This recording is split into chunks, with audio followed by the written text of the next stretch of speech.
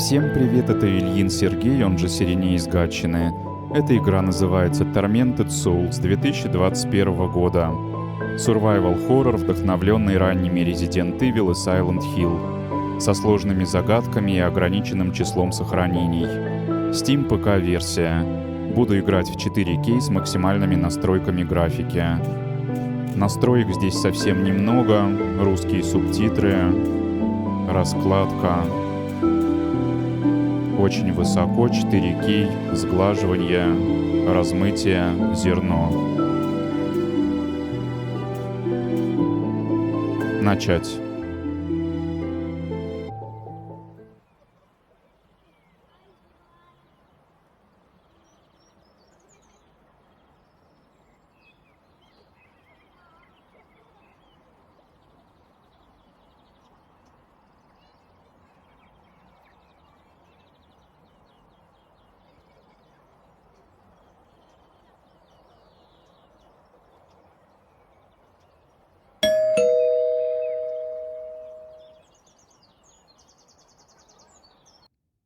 A letter for me? I never receive letters. Письмо для меня. Перемещать курсор, вращать. Отправитель аноним, клиника Вайлдбергеров. Винтерлейк, остров Блэквуд, Канада. Адресат Каролина Уокер. Канада тоже.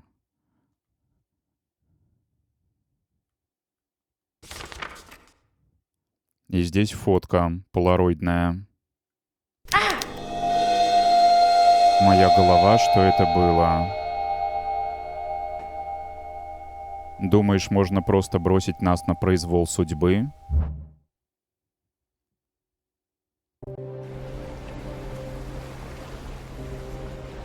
It's been 2 weeks since I received that letter from the Wildberger Hospital. Since then, I haven't been fine. I can't get out of my head the image of those little girls. I can't sleep. And when I am able to fall asleep, it's only to dream horrible nightmares. I need to know what's going on. What's the meaning of all of this? I'm going to the Wildberger Hospital in hopes of finding some answers about this strange photo. I need to know what's going on.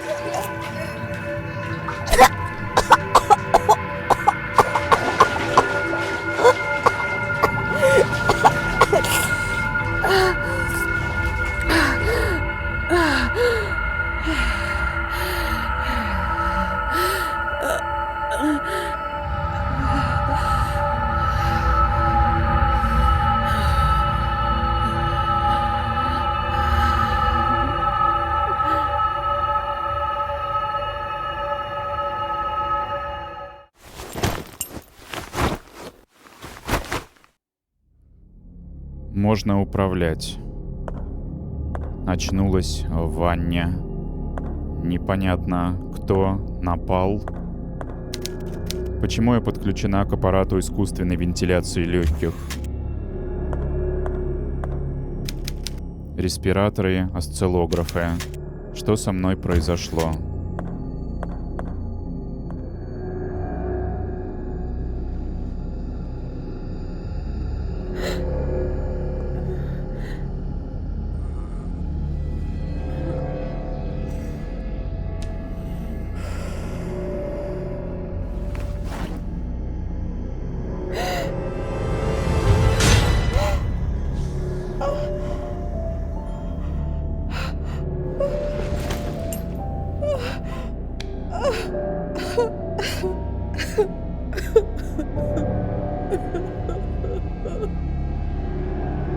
Кто-то лишил глаза. О, Господи, что со мной сделали? У кого хватило духу так надо мной надругаться? За что? Надо очень медленно отклонять стик, чтобы идти. Иначе на бег переходит сразу.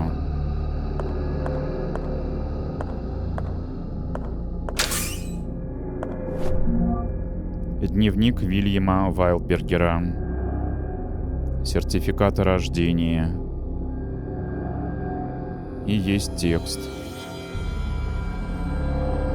Я считал, что надежде уже не суждено ко мне вернуться. Все это время я запрещал самому себе надеяться. Но теперь, когда Мария опять беременна, я вновь обрел веру. Ради Марии, ради душ наших детей, ради самого себя. Сегодня счастливейший день в моей жизни. После всех страданий, которые выпали на нашу долю в последние годы, Мария, моя возлюбленная супруга, одарила меня 2 прекрасными ангелочками. Но это еще не все. Наконец-то она вернулась ко мне. Она посмотрела на меня широко раскрытыми глазами, как будто мы не виделись годы, словно проснулась после долгого сна. Но было еще кое-что, нечто странное произошло, когда я взглянул на свои часы, чтобы узнать точное время рождения нашего первого ребенка, Эммы. Стоило мне открыть крышку, как стекло треснуло, а стрелки часов остановились. Я человек не суеверный и не думаю, что это событие имеет какое-то значение, но Мария настаивает, что это был знак.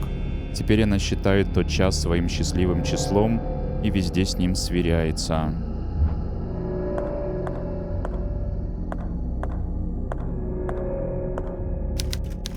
Не дай теням поглотить тебя. Что это значит? Инструкция. Как идти, как поворачиваться, танк нарисован. Типа танковое управление. С шифтом бежать. У меня геймпад DualSense. Надо будет попробовать бежать с иксом, да вроде так же.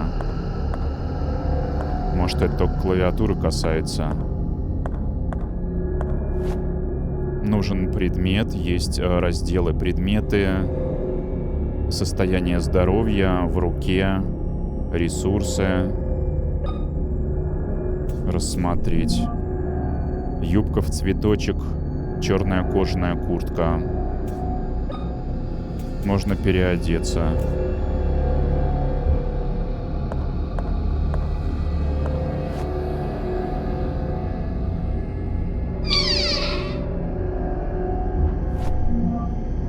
Старые карманные часы.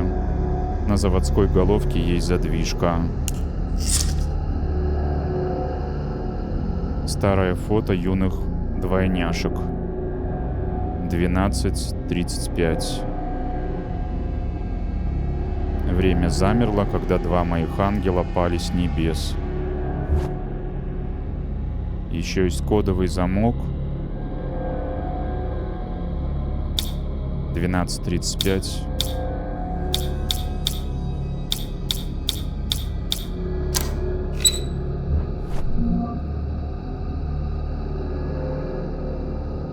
Назад. Зачем-то он залетел в предметы. А избавиться никак. Можно рассмотреть, комбинировать. И файлы. Фотка, которую мне прислали. Двойняшки. Дневник, инструкция. И почему-то часы тоже залетели в файлы. Странно.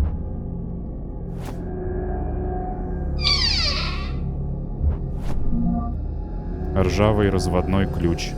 Размер зажима регулируется.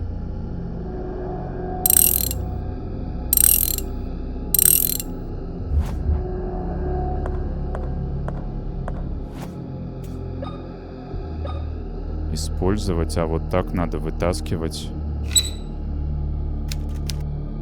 Можно модифицировать. Рассмотреть. Так, что ли?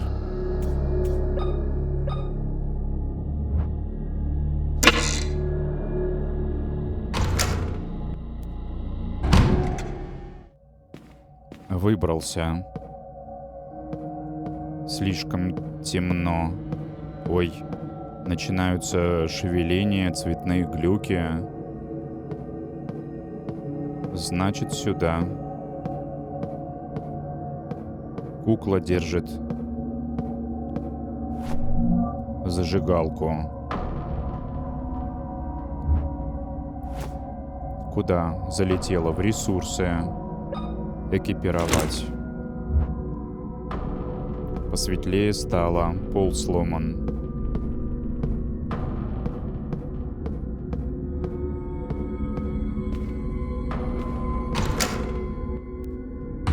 Может, что удастся рассмотреть?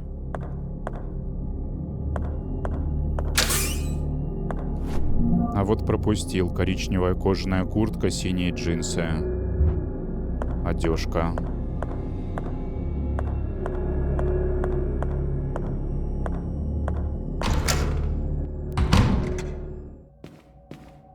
Восточное крыло. Коридор.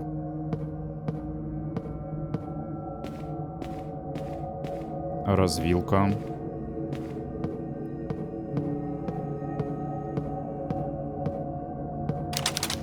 Заперто. Электронный замок.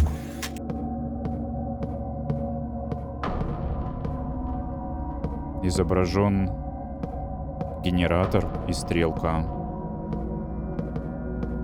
Карта. А взять? Неужели только на стене? Будто водолазный шлем. А вот вроде есть. С надписями «Аптека», «Зал ожидания», «Главный холл», «Смотровой», «Уборная». А вот я из уборной вышел. Родильное отделение, зал для новорожденных. Потом поизучаю.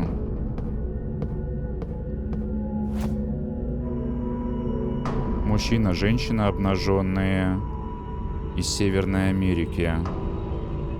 Пришелец, фараон, оса. Ручка не поворачивается, над замочной скважиной какие-то символы. Дневник Марии Вайлдерберг. 63-й год. Я содрогалась при мысли о том, как отреагирует Вильям, когда увидит меня без одежды. Но мои страхи не подтвердились. Он принял меня такой, какая я есть, несмотря на шрамы, оставленные на моей спине кнутом отца. Само собой, у Вильяма возникли вопросы. Я объяснила, что боль должна была искупить мои грехи. Вильям уже никогда не будет относиться к моему отцу, как прежде.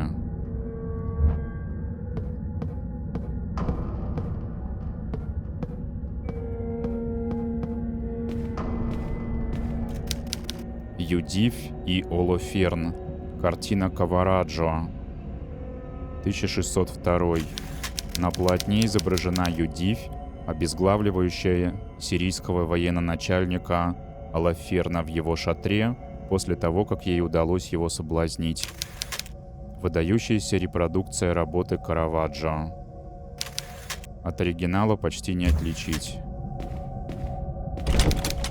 Заперто с другой стороны.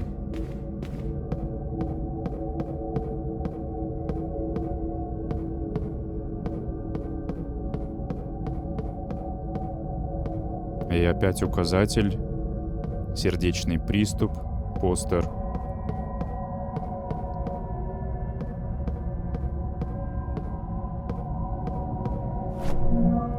Обойма гвоздей. Используется с гвоздепистолетом.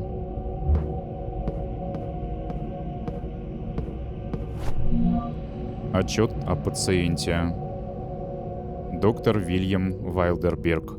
Поскольку пациент крайне нестабилен, я рекомендовал бы воздержаться от его перевода в новую клинику во избежание ухудшения состояния. У пациента наблюдается сердечная недостаточность. Требуется срочная пересадка. Пациент скончался в 23:34 вследствие остановки сердца. В момент кончины пациент держал в руке металлический предмет. Из-за быстрого наступления трупного окоченения мне не удалось вынуть предмет из руки пациента.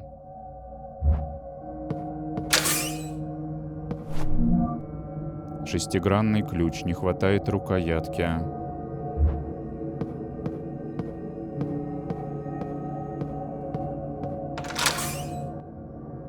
Восточный подвал. Блин, тут небезопасно, что ли? Может, вернуться тогда?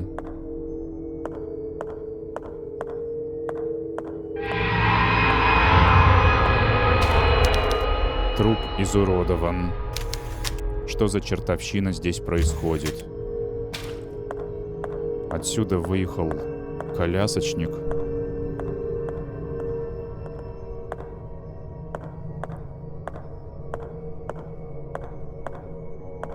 Еще и камеру не повернуть, и оружия нет.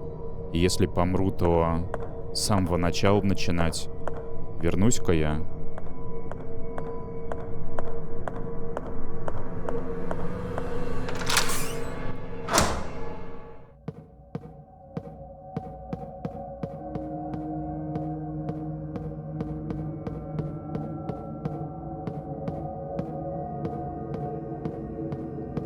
К развилке.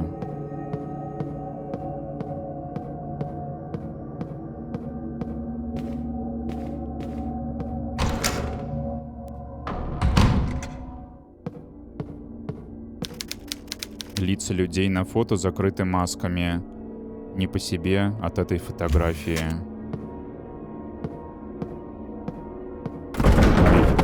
Здесь тоже не слава богу.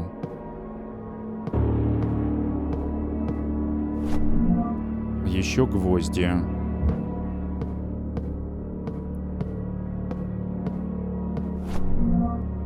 Доклад о племени тисмуитов. Кто это такие? Согласно документам о последних археологических открытиях, совершенных на острове Винтерлейк, племя тисмуитов населяло остров более 500 лет, прежде чем его обнаружили переселенцы из Европы. Эту оценку подтверждает факт существования древнего подземного захоронения, которое было найдено в одной из пещер на берегу острова и датировано X веком. На данный момент в этом подземном кладбище было обнаружено более 286 скелетов, принадлежащих десятилетним детям. Все скелеты были захоронены парами, и эксперты предполагают, что это были близнецы, которых хоронили вместе. Электронный замок опять. Торговый автомат не работает.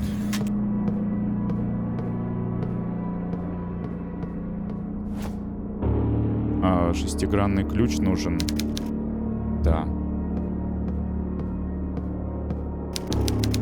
Аптечное окошко. Не разглядеть, что внутри. От этой куклы у меня мурашки по коже.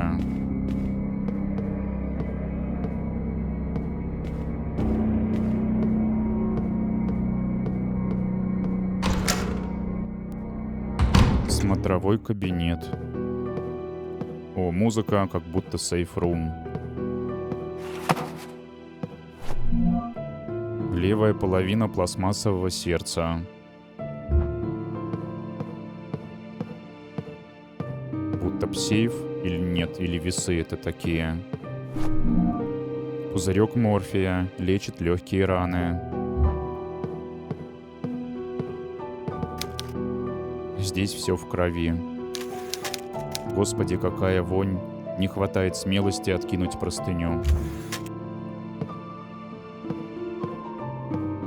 О, местная печатная машинка, магнитофон. Только вот у меня нет пленок. Книги по медицине. Ничего, что могло бы пригодиться. Достоверный манекен человеческого туловища.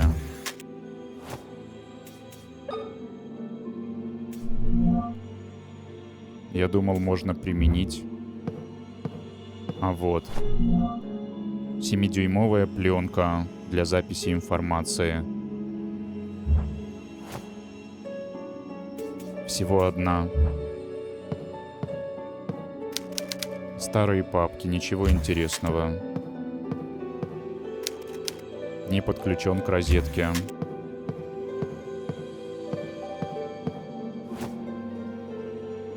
Куда деваться?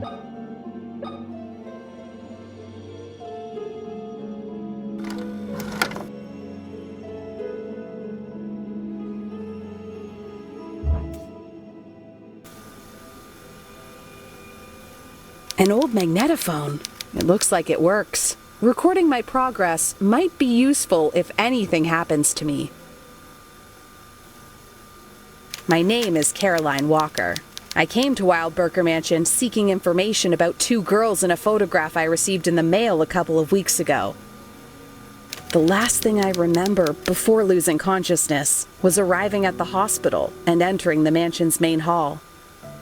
I remember pain and then nothing. I woke up sometime later connected to a ventilation machine. And my eye had been removed. Why? Why would someone do such a thing? I don't know what the hell is going on in this place, but I need answers. Every time I close my eyes, I see those girls. Am I going insane? Таким своеобразным образом спас прогресс. Было озвучено, подытожено все, что происходило ранее. Ну что, можно бежать в подвал. Хотя оружия нету. И всего одна ленточка, и та потрачена. Даже в Resident Evil Remake первая часть, если играть на хардкоре, изначально 3 ленты давали. А тут одна. Почему? Я не знаю.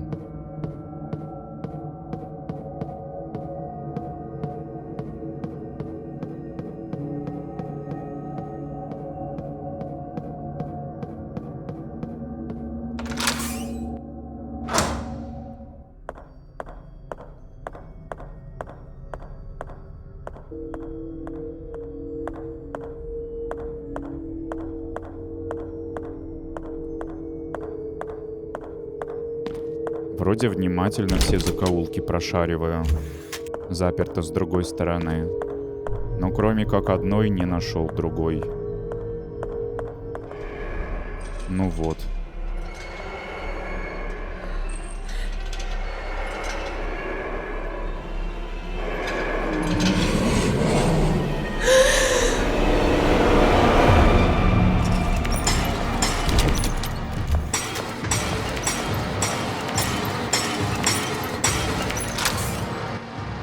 Рентген-кабинет.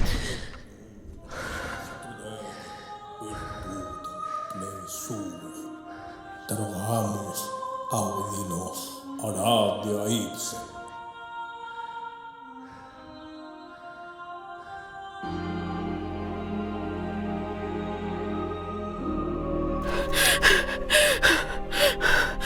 What the hell is going on here? Самому, что ли, чтобы дальше диалог тек? My child, you are pale. What happened to you? A person in a wheelchair with knives in his hands was chasing me. Так, понятно. Теперь мне вот это не понравилось. What? Why are I... Очень сложно. Очень сложно.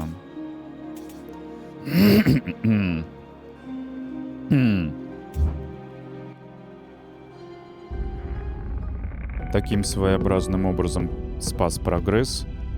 Было подытожено, сказано о событиях, которые происходили до сохранения. Теперь можно и в подвал. Очень напрягает, что всего одна ленточка, и та потрачена. Я ведь вроде внимательно все закоулки прошариваю, но более не находил. Даже в Resident Evil Remake, если играть на хардкор, изначально 3 дают. А тут 0 у меня, по факту сейчас. И очень от этого некомфортно.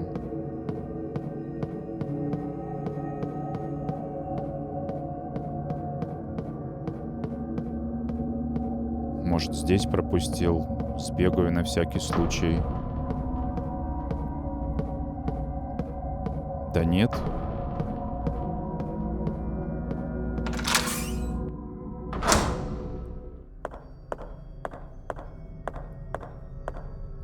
Сюда еще раз сбегаю к трупу.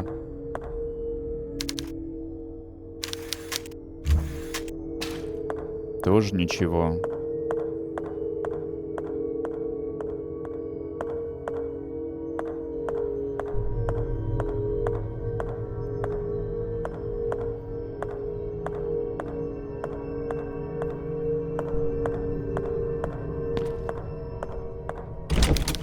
Заперто с другой стороны.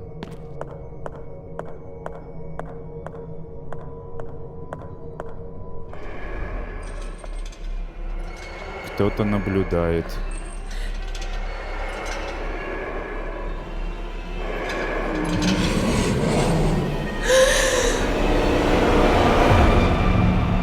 Беги.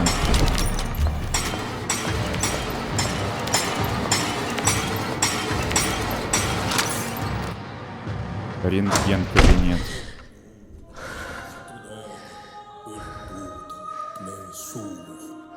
Trabajamos audinos aradia itse.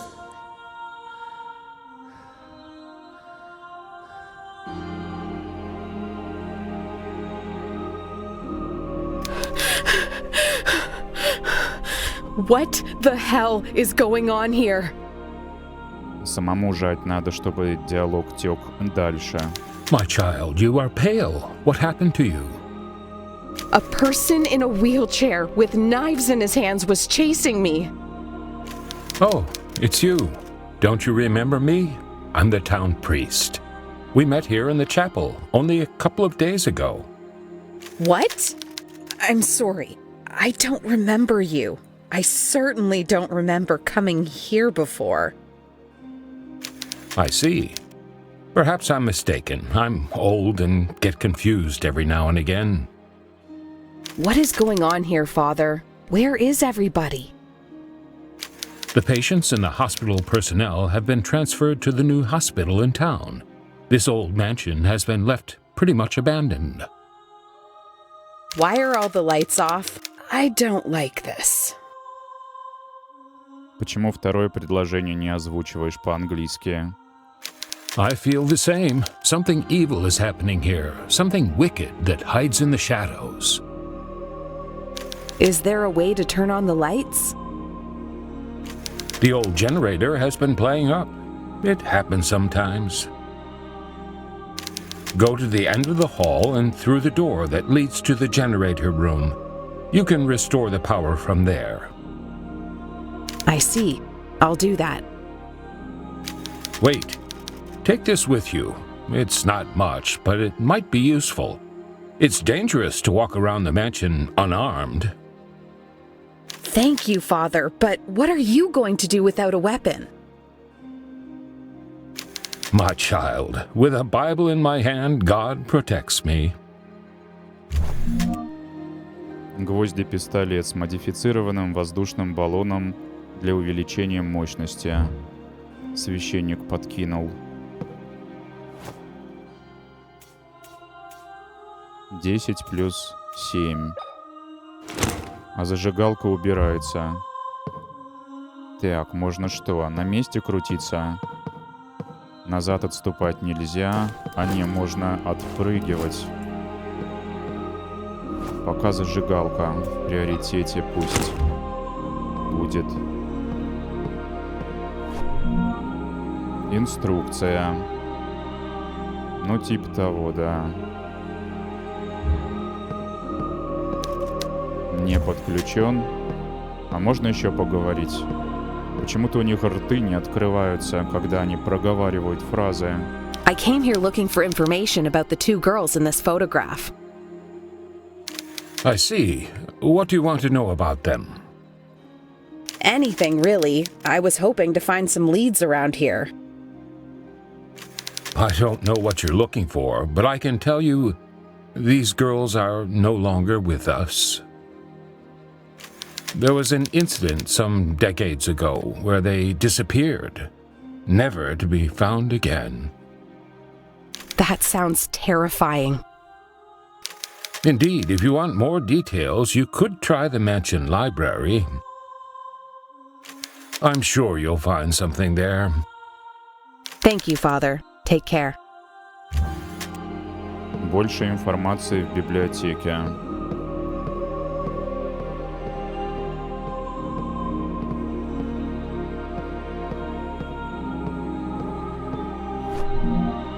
Старая монтировка.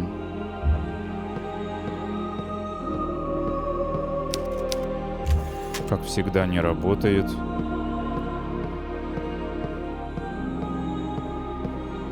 Надо все обшарить. Еще гвозди.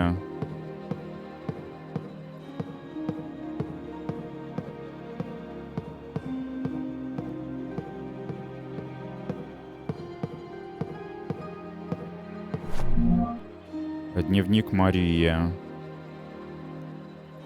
67-й. Вильям уверял меня, что переезд в особняк, где размещается городская клиника, пойдет нам на пользу. Он говорил, что это позволит нам проводить больше времени вместе. Однако теперь большую часть своего времени он посвящает работе. По ночам я засыпаю, так и не дождавшись его.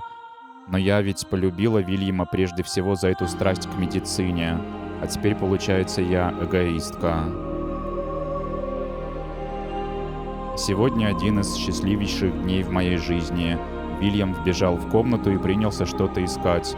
Его глаза обшаривали комнату, удостоив меня не более чем парой секунд внимания. Но внезапно он посмотрел на меня снова, широко раскрыв глаза. Вильям подошел ко мне и положил руку мне на лоб. Затем он прижал пальцы к моему запястью и несколько секунд недоверчиво на меня смотрел. Когда он заговорил, голос у него дрожал. «У нас будет ребенок», — произнес он. У меня закружилась голова. Вильям взял выходной до конца дня. Он вел себя совсем как ребенок, хохотал и говорил о будущем, и все время держал меня за руку. В ту ночь мы услышали шум, доносящийся откуда-то из-под земли. Звук напоминал методические удары, а что-то металлическое. Уснуть нам удалось только под утро.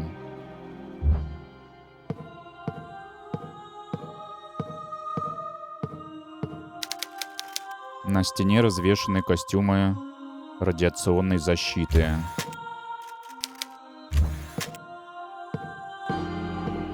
А вот где монтировка пригодится.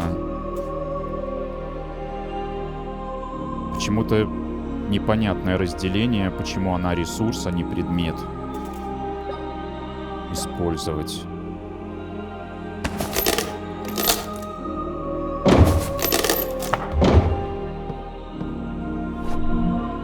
Еще морфий. Это зависимость возникнет. Генераторный отсек.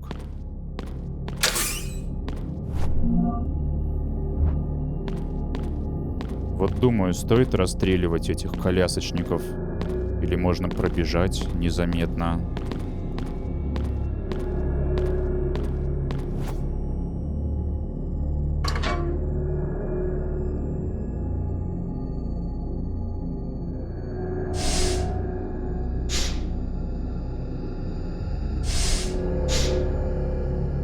Не знаю, что нужно выставить. Журнал бригады монтёров. Возникла проблема с электрогенератором. Чтобы он заработал, нужно выставить точное давление газа. Требуемая величина давления написана на контрольной панели.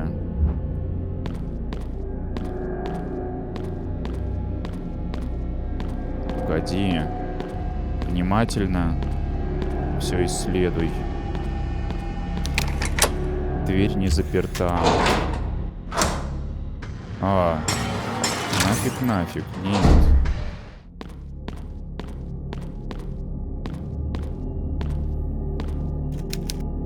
Карта этой секции особняка.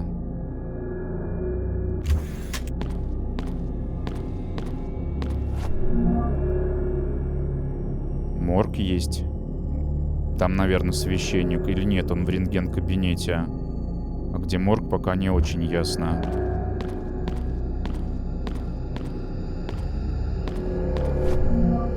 Небольшой вентиль. Откуда-то выпал.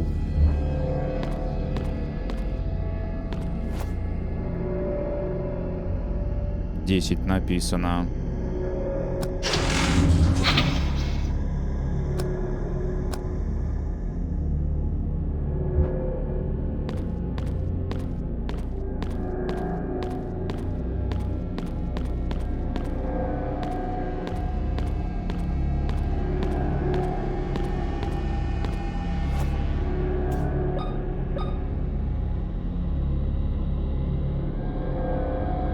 Так. А вот почти 10.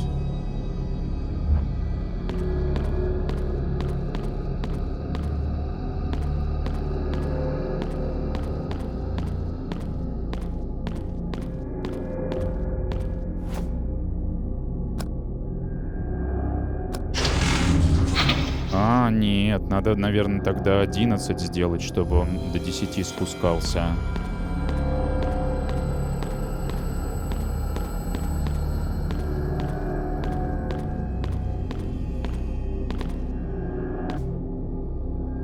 Так. 2 плюс. Пол минус. 1 минус. 2 плюс. 1 минус.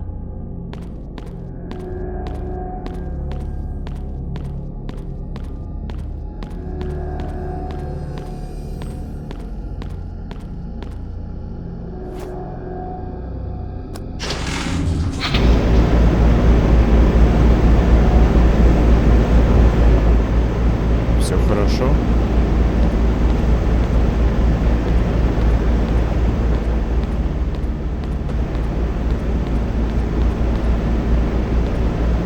Может, к священнику сбегать? Еще что-то спросить? Может, он мне ленту даст?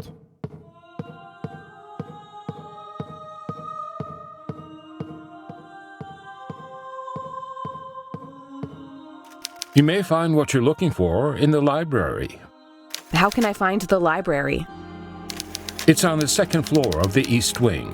Take the stairs in the main hall. Oh, you'll need to unlock the door in the waiting room.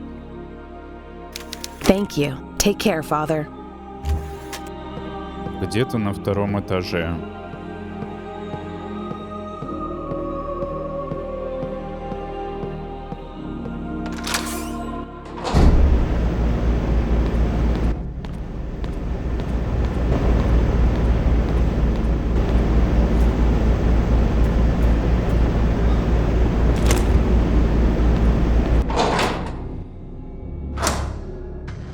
Как-нибудь его обрулить.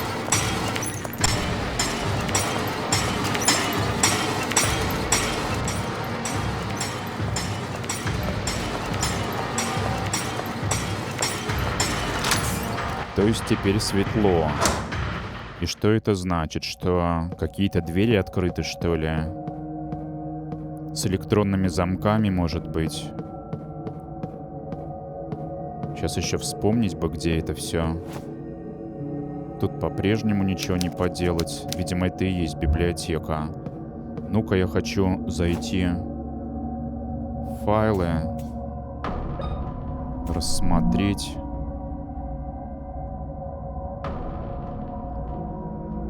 Не совсем я эту карту понимаю, как читать правильно. А, можно R3 нажать и не залезать в менюшки. Сразу карта вызовется. Вот этот моргает, светится зеленым, это я в нем нахожусь. Коридор восточного крыла. Ладно. Разберемся. Не пропадем.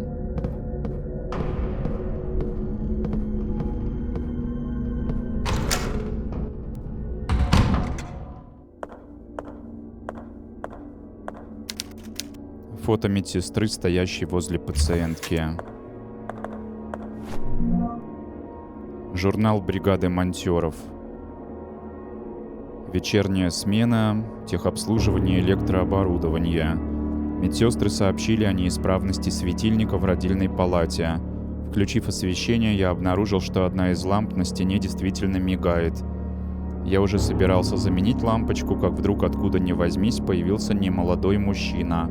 Схватил меня за плечи и оттолкнул с силой, неожиданной для человека в его возрасте. Он запретил мне прикасаться к лампочке. Спорить с ним у меня не было желания, так что я просто ушел. Этот случай никак не выходит у меня из головы. С чего вдруг старику было запрещать мне прикасаться к лампе? Нужно бы разобраться.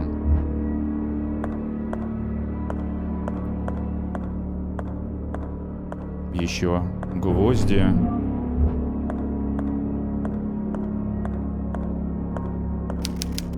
Много всяких лекарств.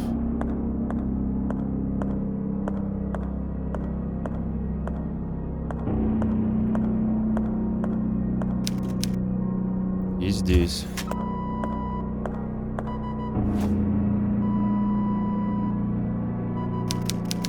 Из-за трупного окоченения ее кулак плотно сжат. На мониторе стабильные показатели жизнедеятельности. Там же 0.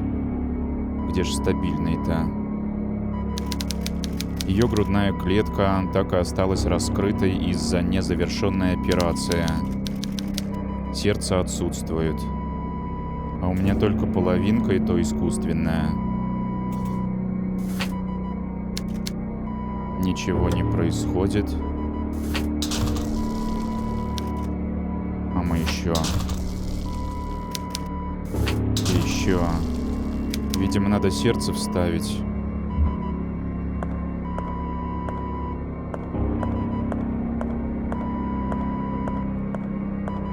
А вот лампочка мигает.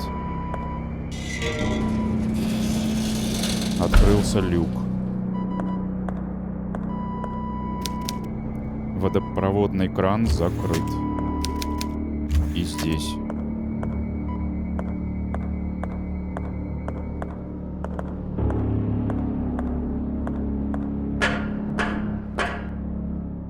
Ой, ленточка, каморка.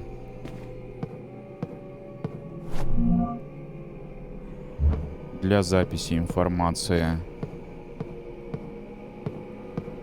Ракурс такой бешеный. Несколько манекенов, накрытых простынями.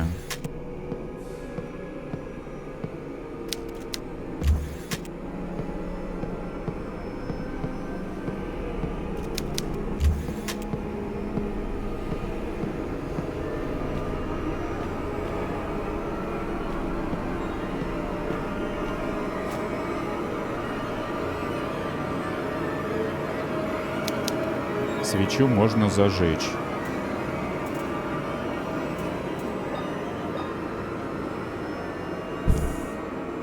А еще одна есть.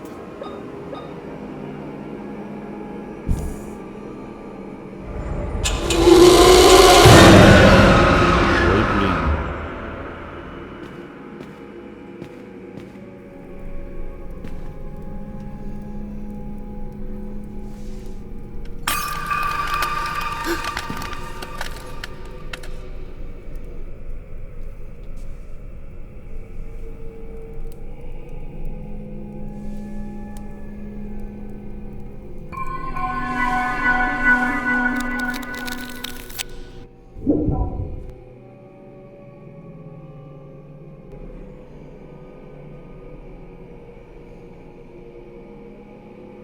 Насквозь прошла.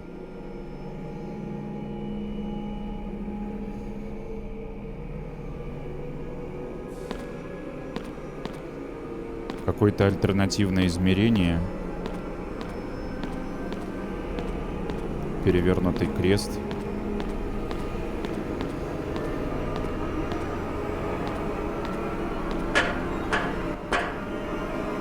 Родильное отделение. А, тут...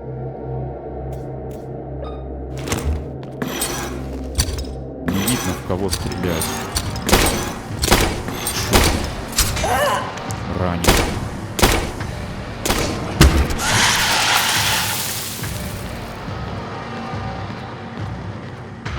Встает. А перезаряжать как? Таким дедовским методом, что ли? Состояние пока все еще хорошее. Морфий.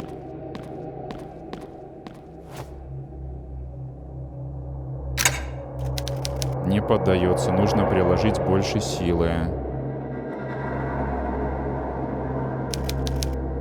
Слишком много ржавчины. Масла у меня нет. Или что здесь требуется? Это вроде то же самое помещение. Надо зажигалку опять включить. То ли это другое время. 60-е. Не открывается.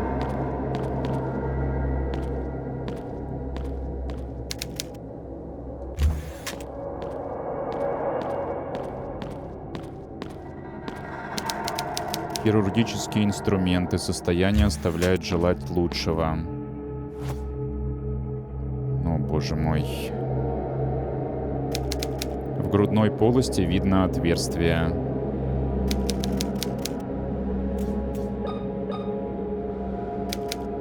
Нифига.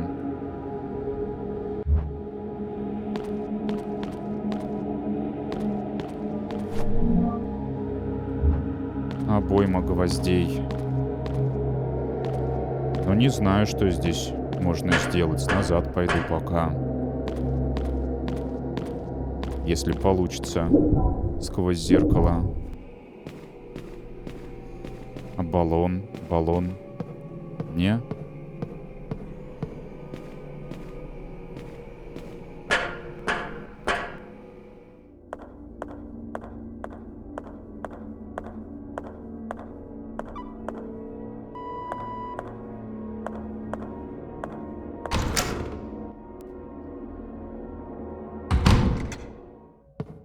Так. В смысле, тут скрип тоже опять? Колясочник. А надо ли мне туда вообще?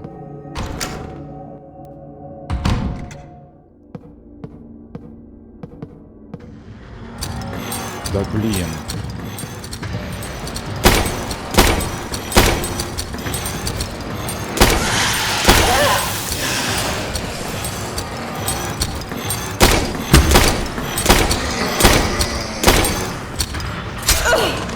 Так, надо лечиться, наверное. Так себе написано.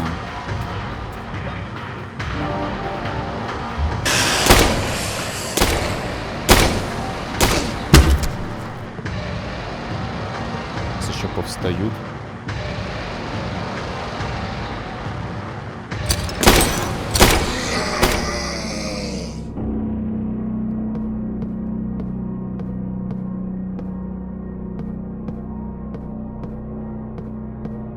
А вот тут еще был замочек. Может, заработает? Нет, этот не заработает. Я могу спастись или порисковать немножко еще. От этой куклы мурашки. Посмотрю, что за дверью.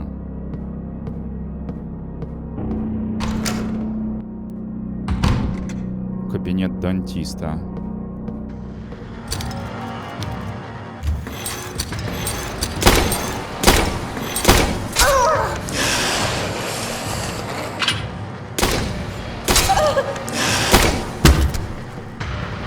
Покоцал.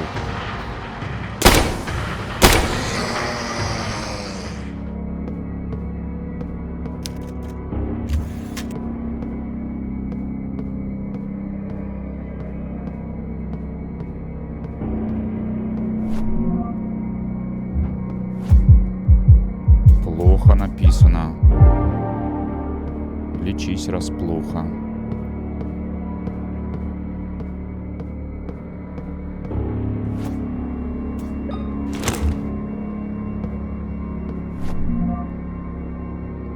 Дневник Вильяма. 41 год.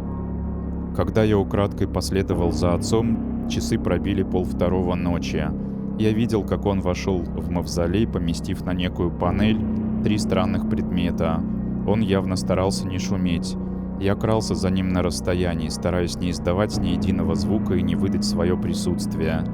Дойдя до надгробия матери, отец опустился перед ним на колени и положил руки на холодную мраморную статую покойной супруги. Он принялся молиться. Я ощутил вину за то, что решил за ним проследить. Вид этого холодного и расчетливого человека в такой позе растрогал меня. Я собирался удалиться, когда отец поднялся с колен и приблизился к статуе ангела.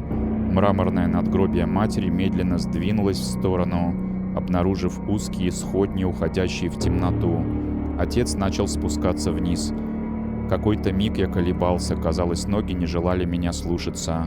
И все же я заставил себя последовать вниз за отцом. Оказавшись внутри, я услышал металлический стук и отзвуки журчащей воды. Пару мгновений спустя я наткнулся на лестницу. Спустившись по ней, я оказался в длинном каменном тоннеле. Вокруг были только трубы и сточные воды.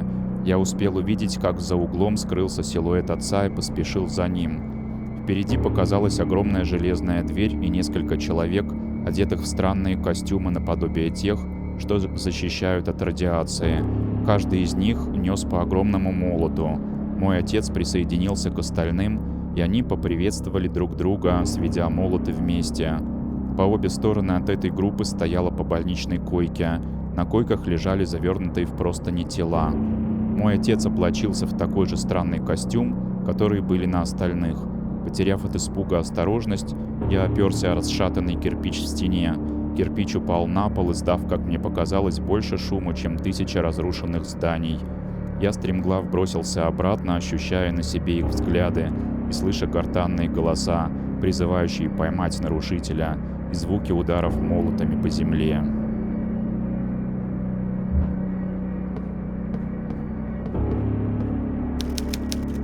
Книги по медицине.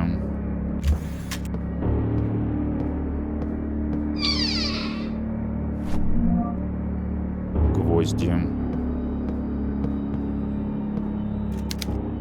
Рентгеновские снимки. И почему? Что я могу увидеть здесь интересного?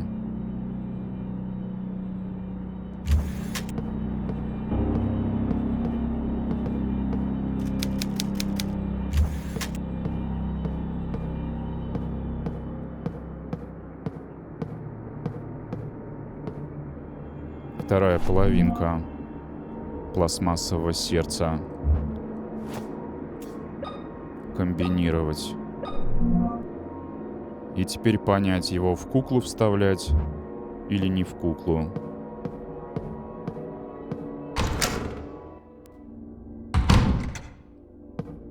Можно попробовать и там, и здесь. Интересно, враги здесь возрождаются?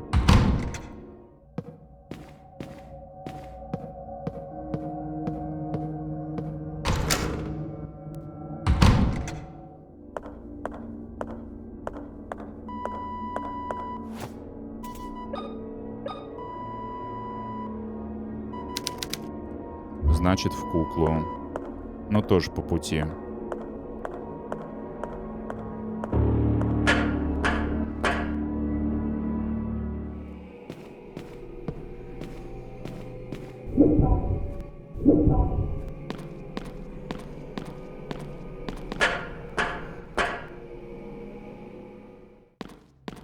Тут дохлый лежит.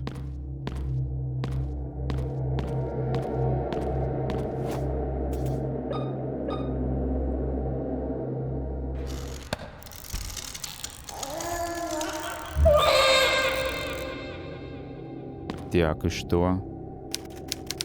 Казалось, на какой-то миг в кукле промелькнула жизнь.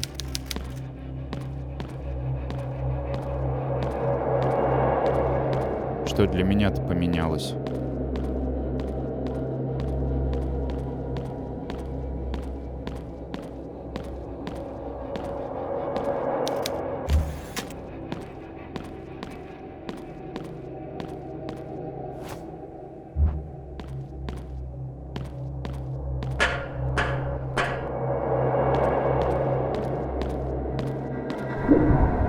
Может, сердце у пациента появилось в моем времени.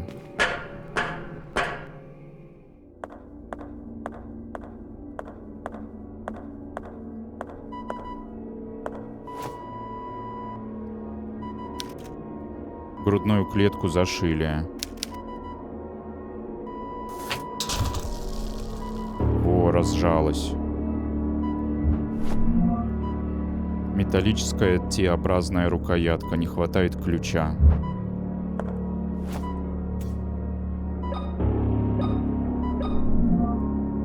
Готово.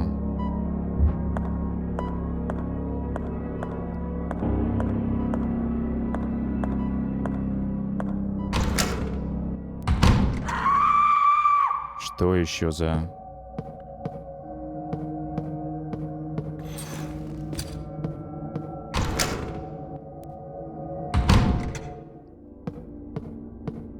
Не возрождаются, по крайней мере, на данной стадии.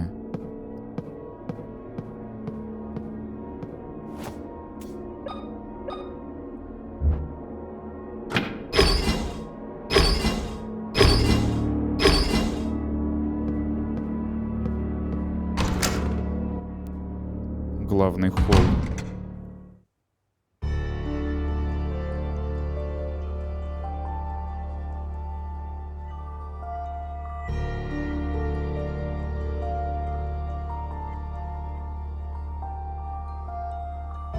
Ну тут прям дофига всего.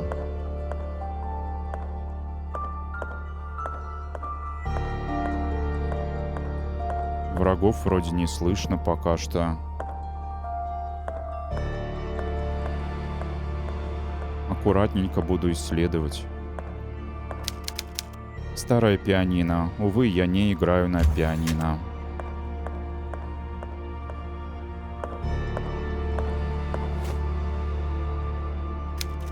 Ключ необычной конструкции.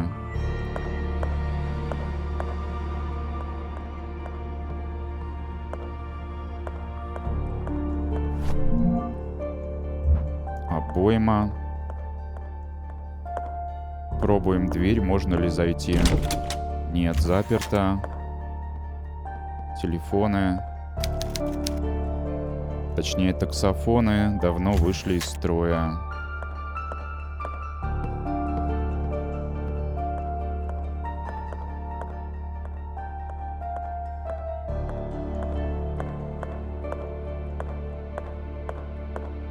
Пробую сюда. Часовня. Карту заберем. Архив, общественный туалет, прачечная, душевая, студия, кухня, склад, гардероб. Колясочник будет. Надо бежать. Не хочу пока вступать в бой. Ни с кем.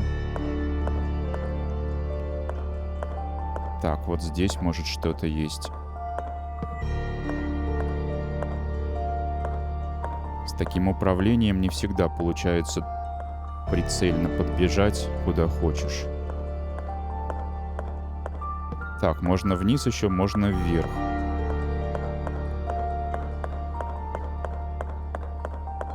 А тут можно налево или направо.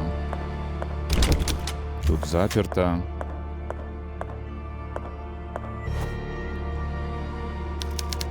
Что-то можно разместить. Об этом говорилось, о 3 объектах, или не об этом?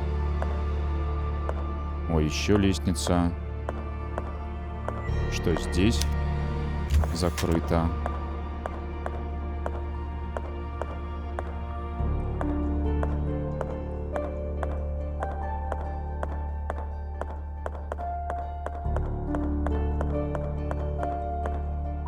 А это с другой стороны я подбежал обойму забрать.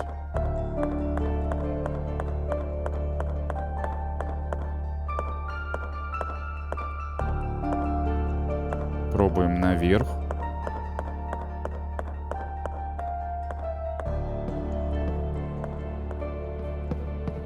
Слышу, вижу врага, убегаю.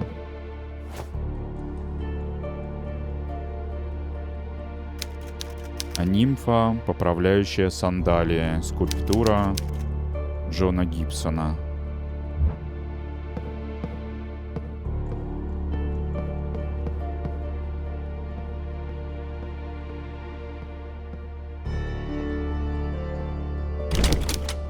С другой стороны закрыто.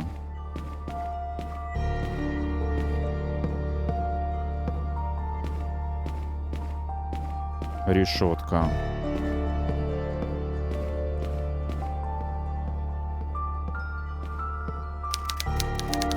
Скульптура, изображающая ангелов-близнецов. Один из ангелов утешает свою скорбящую сестру.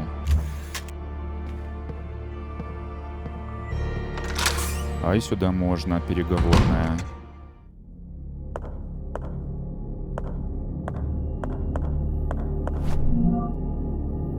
Морфий. Кассета нужна или что?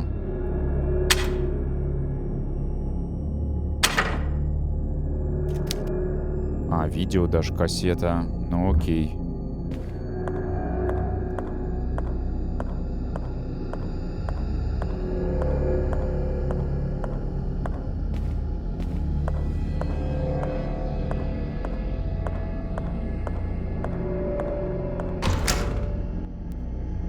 Коридор второго этажа. Темно и страшно. Ай-яй-яй, тут что-то нехорошее. Рыцари вроде как мечами задергали. Сюда мы пока не идем.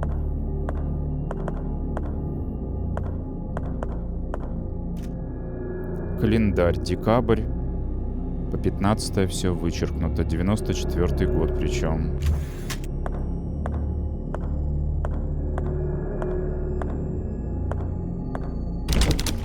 Заперт люк с другой стороны.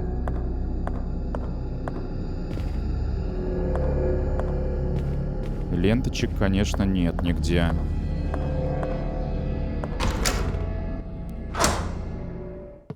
А тут обрушился пол. Ну все, бегу спасаться.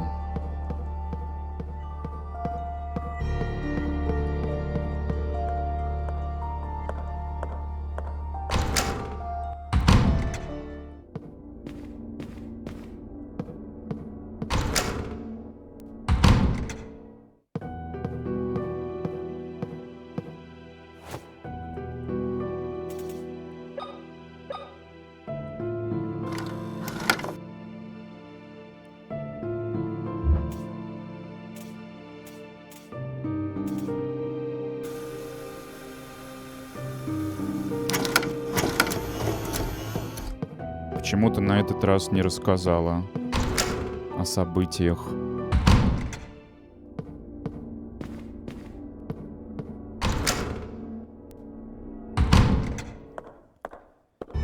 Можно второй исследовать темный коридор или поубивать для начала врагов, которые где-то тут.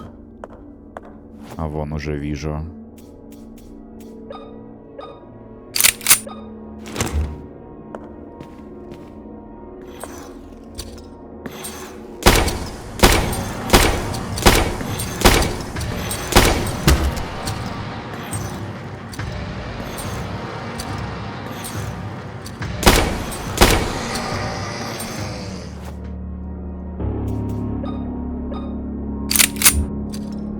Еще что ли? Ага.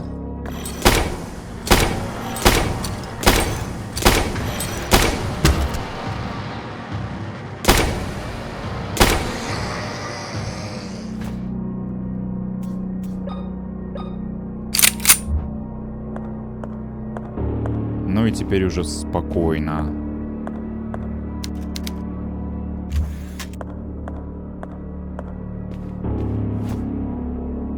Что за Тетрис? Непонятно.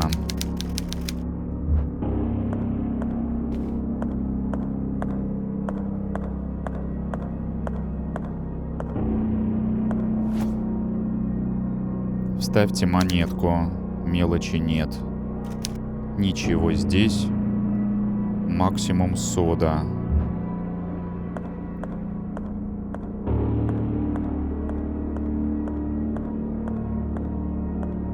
Что? Морфий.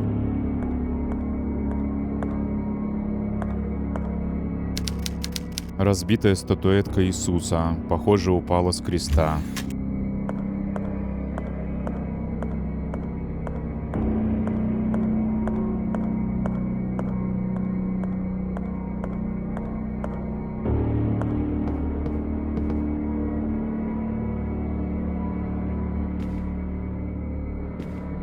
Что такое блестит?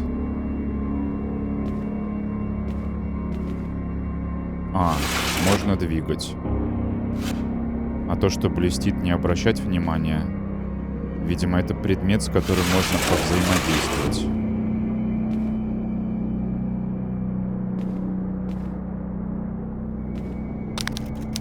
Кнопка вызова лифта сломана. С этого этажа не вызвать.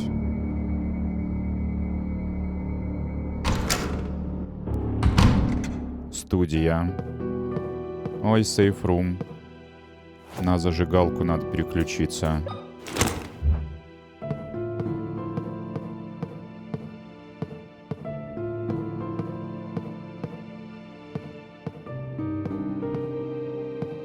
Вижу ленту.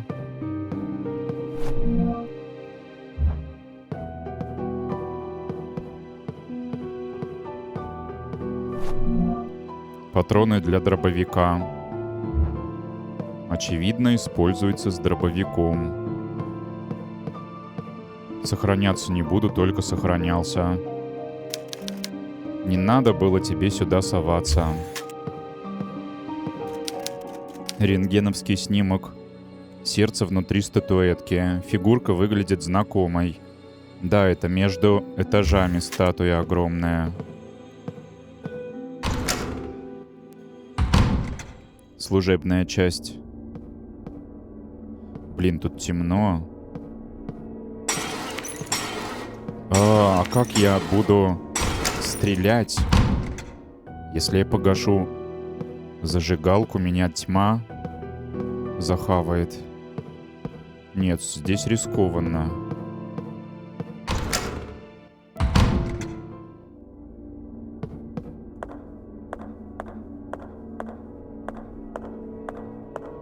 Решетка и дверь. Кухня.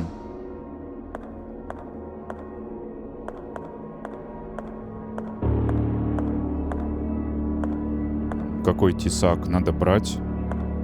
А она не хочет.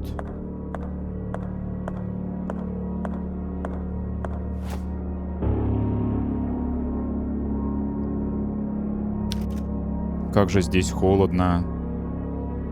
Либо что-то заморозить надо, либо наоборот растопить. А мне нечем сейчас. А хотя...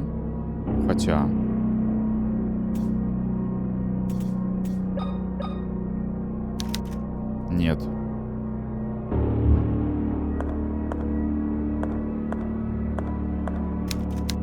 Тебе отсюда не выбраться. И также декабрь пополовину зачеркнут.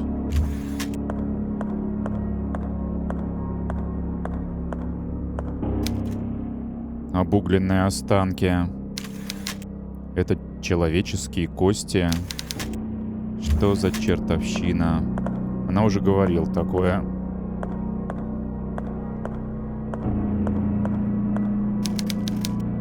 Сколько же здесь не выносили мусор?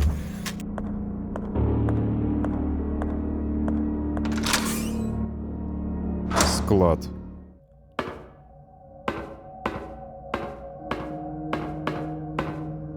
У гражданской обороны есть песня. Лихой фонарь ожидания мотается.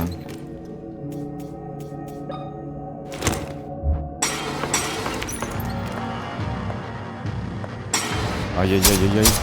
А ты можешь по лестнице подняться? Я тебя так расстреляю.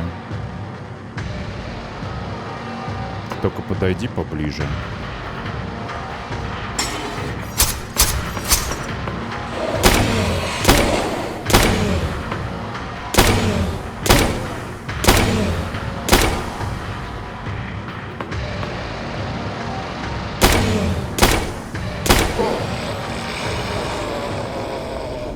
Все.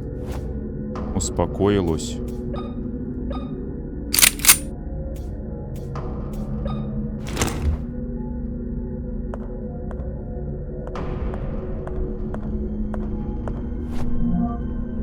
Сосуд с азотной кислотой, способный разъедать металл. Как мне это поможет? Может, за зеркалом там растворить, чтобы сейф открылся? Или хранилище, или что там?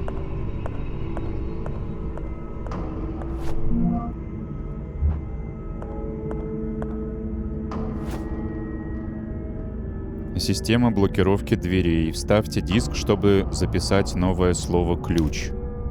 Старый монитор для ПК. Щель для дискет. Нет у меня диска никакого.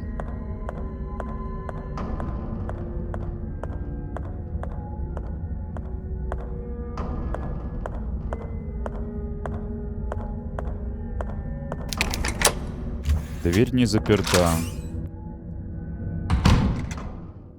Куда я открыл? Не знаю, я здесь не был, кажется. Железный дверной молоток в форме руки с мечом. Куда его применять, пока непонятно.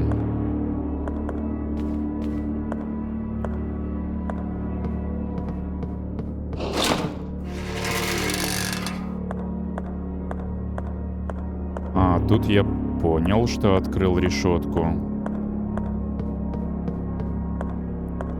А что здесь?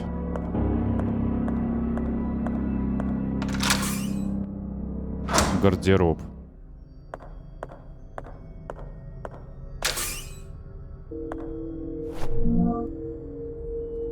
Гвозди еще.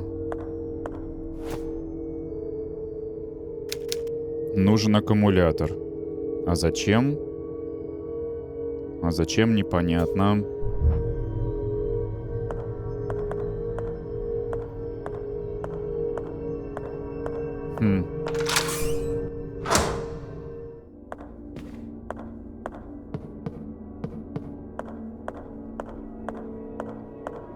И что остается? Остается второй этаж тогда. А, не, еще темная комната.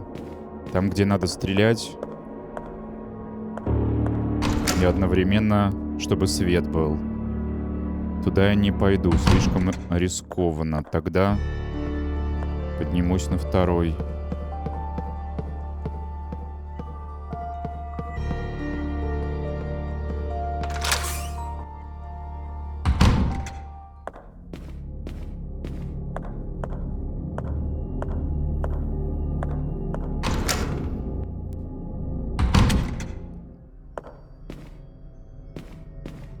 Вот чего они дергаются? Если я побегу, зарубит меня? Нет, не зарубили. Кажется, внутри этих доспехов кто-то есть.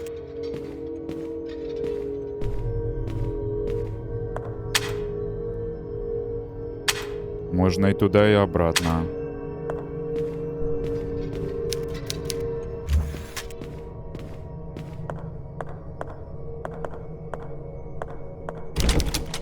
С другой стороны. Ой.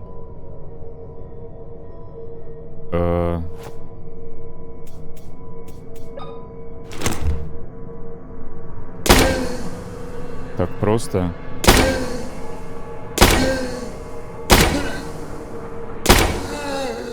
Все.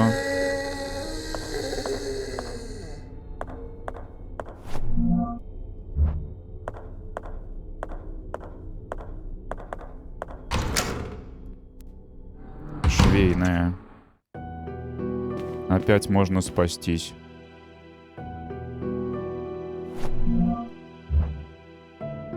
При наличии кассеты, точнее, пленочки. Стетоскоп. Таким слушают сердцебиение.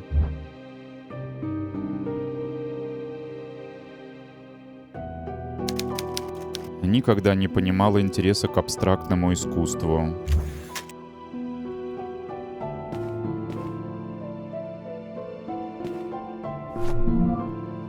Дневник Марии. 67. Сегодня Вильям возвращается из недельной поездки. Я смотрю в окно и вижу, как медленно приближается его машина. Я не смогла с ним поехать из-за того, что мне не здоровилось. И что мне теперь делать, как ему сказать? Наверное, слова не нужны, одного взгляда достаточно. Мне даже не надо будет ничего ему говорить. Спрятав лицо или скрыв правду, я лишь отсрочу неизбежное.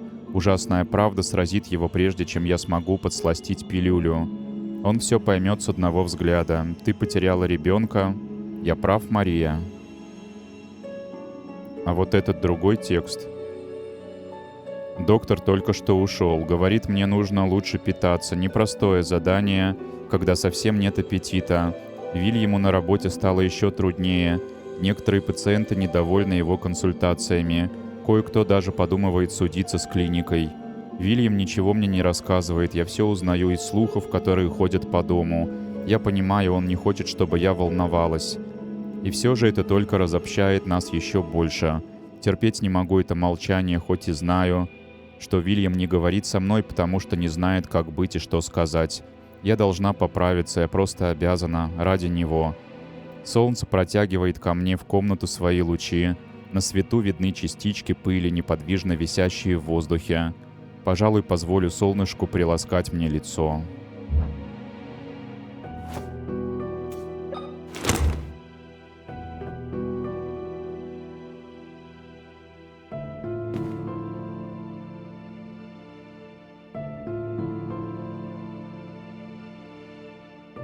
Пленочка. Уже 2. Если спасусь, 1 лишняя будет. Делаю успехи. Так, ну здесь вроде больше ничего интересного.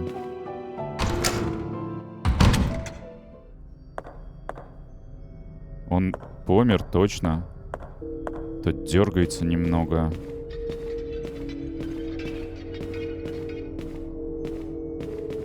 А там еще один. Карта. Библиотека. Уборная, столовая. Швейная. Офис, мансарда детская.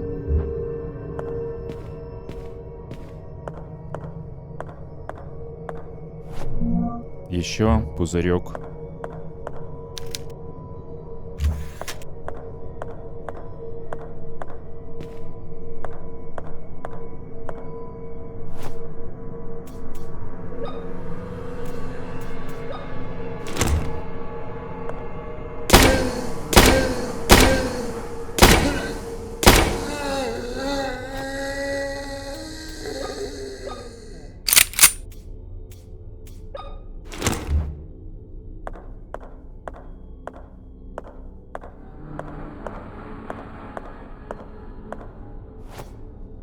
Так. Не хватает дверного молотка. А он как раз есть.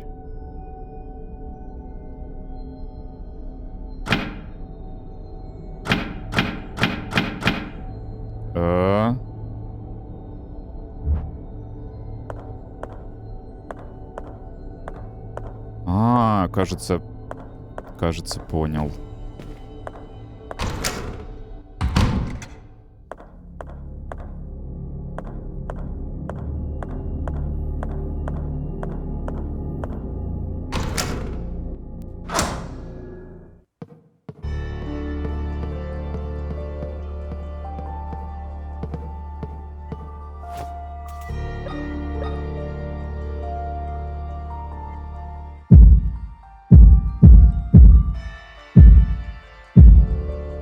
Тын-тын-дын-дын, тын-тын.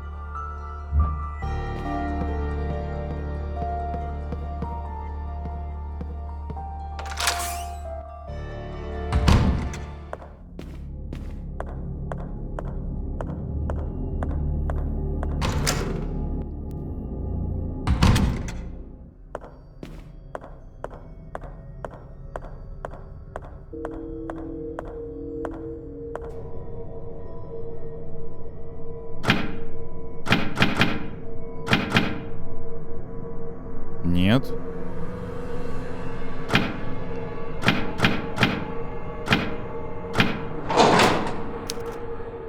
Вот теперь открыл.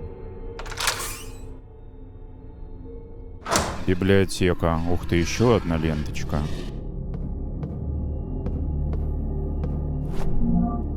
Еще один Морфий.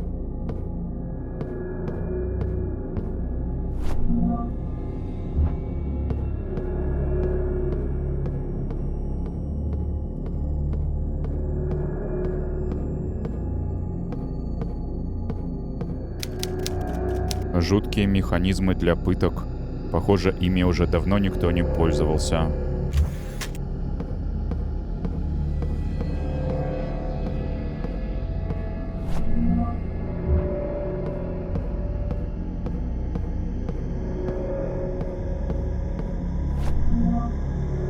Газетная статья, 80-й год. Вчера вечером в особняке, известном как клиника Вайлдбергеров, произошли крайне неприятные события. Персонал клиники сообщил об исчезновении дочерей доктора Вильяма Вайлдбергера, Анны и Эммы. Полиция попыталась взять показания у матери девочек Марии Морисет, найденной в состоянии медикаментозной комы. Лечащие врачи заявили, что кома вызвана неизвестной болезнью, от которой страдает женщина. Сам доктор Вайлдбергер в настоящее время находится в отъезде. На момент подготовки данного репортажа поисковые команды продолжают искать пропавших девочек в соседних с особняком районах. Наши источники сообщают, что к поискам скоро присоединятся водолазы с целью обследовать прибрежные скалистые районы. Ничего тут с другой. These girls are the same twins as those in the photo. The ones that will awaken the devil are ready for their operation. It seems like the girls are being prepared for some kind of surgical procedure. If I don't find them soon, something terrible might happen. The plaque says Anna and Emma. Ну что теперь? These girls are the same twins as those in the photo.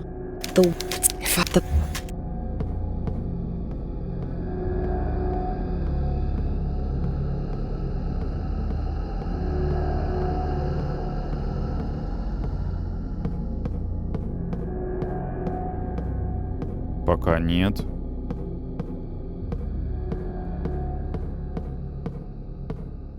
Ничего на столе. Давай сюда пробуй. Нужно батарею зарядить. Наверное, вынуть сначала. Нет, тут пусто. Нет электричества.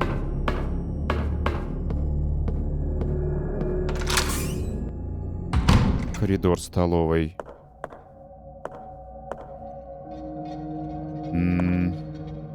Может, на этот раз они разродятся и убьют меня? Ох ты собака, я понял. Ща, выйду и войду. Уже подготовленный. Они мне просто путь блокируют.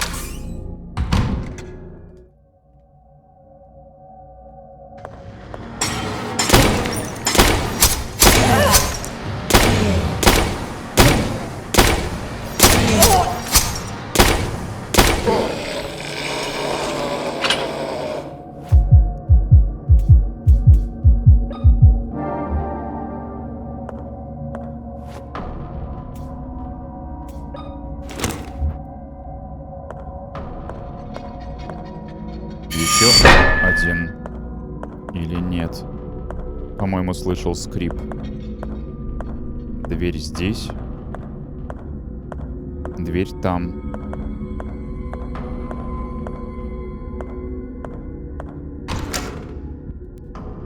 Главный холл.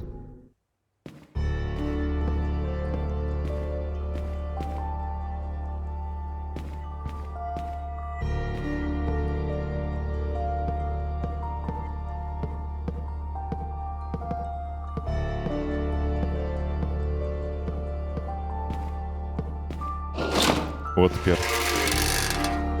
Будем последовательно открывать двери, не бежать абы куда. Тут должно быть пол разрушен.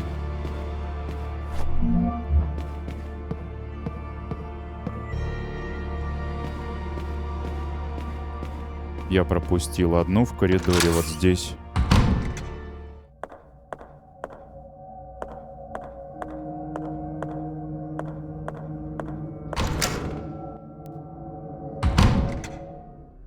Столовая.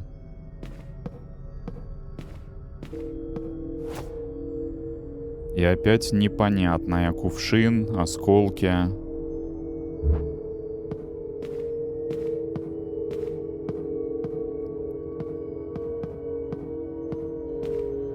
О, Господи.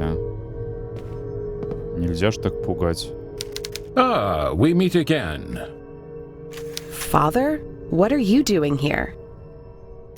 Don't you see, child? I am eating some soup. God feeds my spirit, but I have to take care of my body. Oh my, what is this doing in my soup? Get rid of this thing, would you? I found some information about the twins. I think someone means to perform surgery on them. I see. There is an operating room on the West Wing. Who would do such a thing? I don't know, but I'm going to find out. Стальной болт. You said that operating room is on the west wing of the mansion, right? That's right, the operating room is on the West Wing, on the second floor. But to get there, you will need to restore the power to the electric lock that's on the door that connects that area. I'll see what I can do. Thank you, Father. God be with you, my child.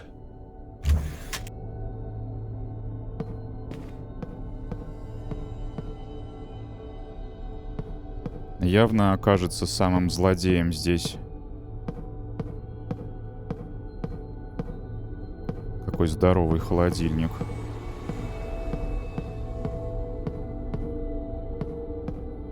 Есть записка, очевидно. Дневник Марии. 67. Я снова занялась живописью.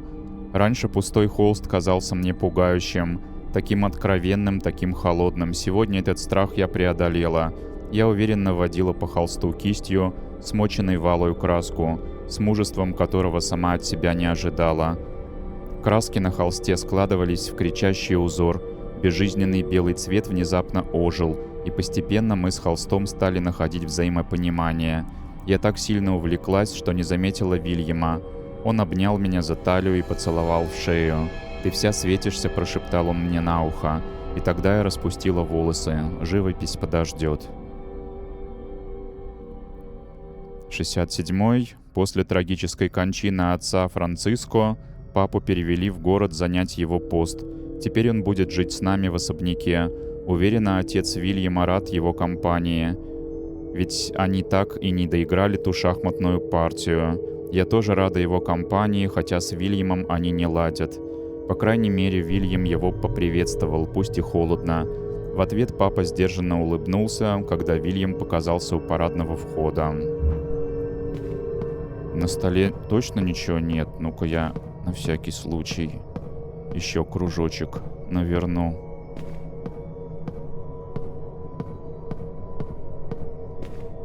Ну ладно тогда.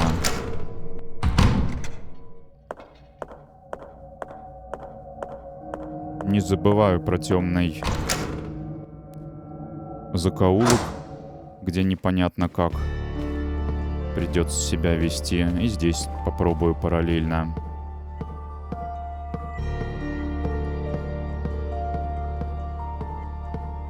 Тут я отпер. Приемная.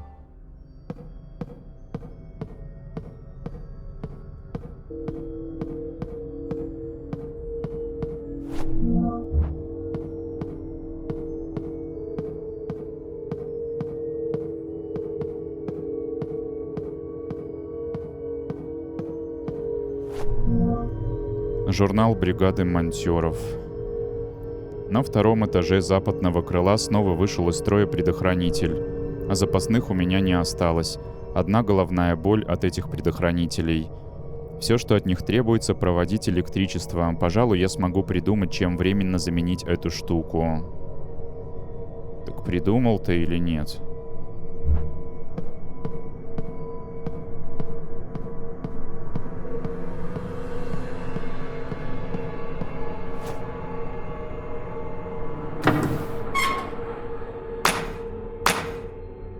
Болтом, что ли?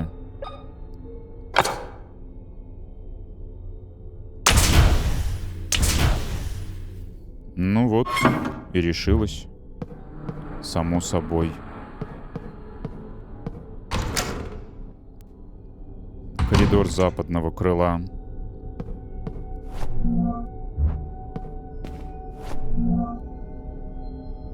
Кабинет С, Д, А, Б.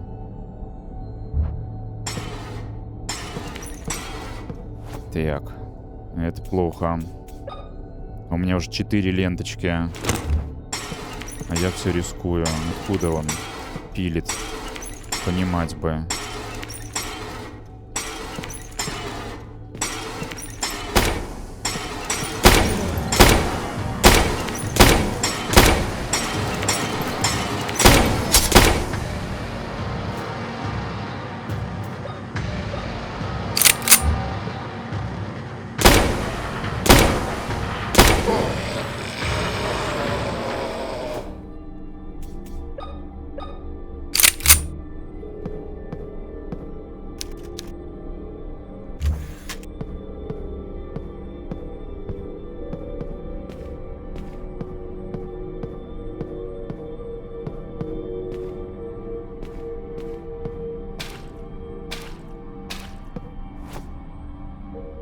Восемь, 3, 5, только как-то расположены циферки странные. Здесь написано 1 равно 1.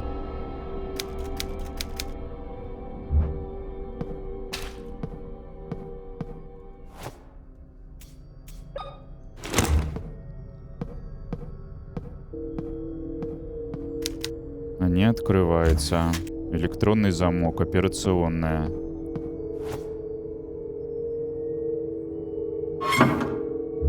А второго болта у меня нет. Возможно, можно вынуть тот и применить здесь как-то хитро. Обрулить на лифте.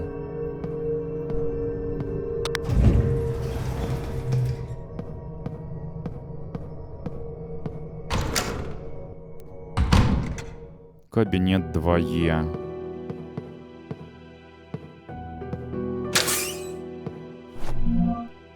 И еще ленточка 5 уже в запасе.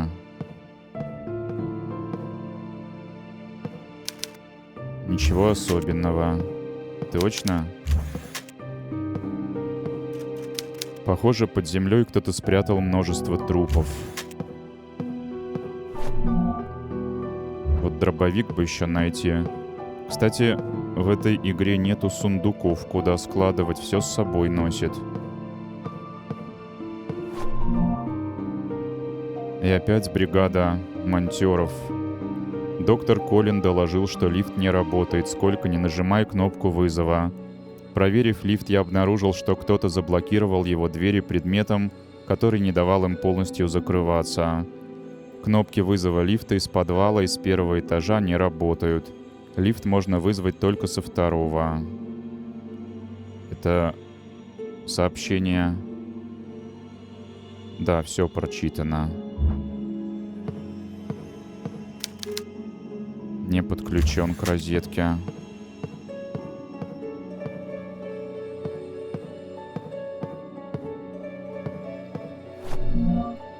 Комплект первой помощи лечит тяжелые раны. Ничего стоящего. Пока не спасаюсь еще. Все рискую. Так. Сейчас соображу.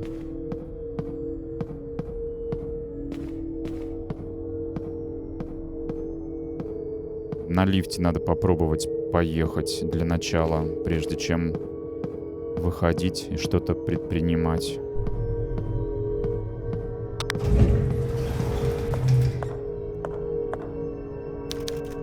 От трупа исходит зловоние.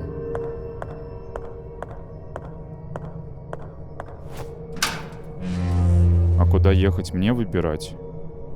Первый.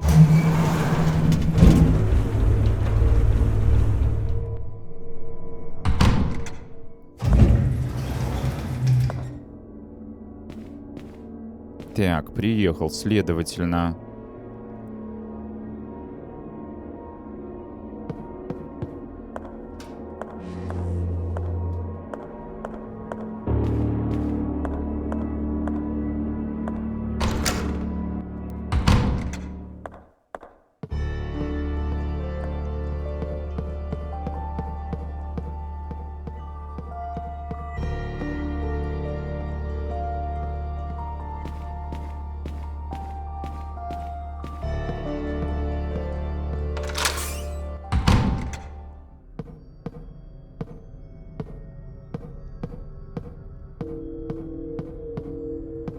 Можно попробовать вынуть. Под напряжением. Чё написано? Вода? Какая вода? Вы в своем уме? Вода.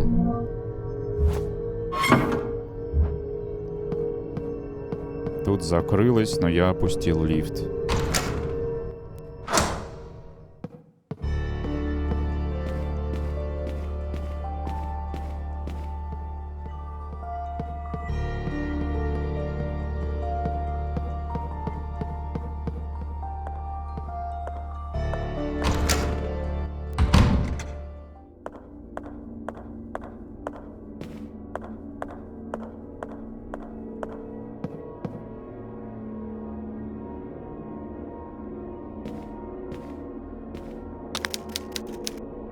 Ха-ха-ха. А я думал, что я всех обхитрил, я ж сюда его опустил. Ну, мать вашу. Не получилось.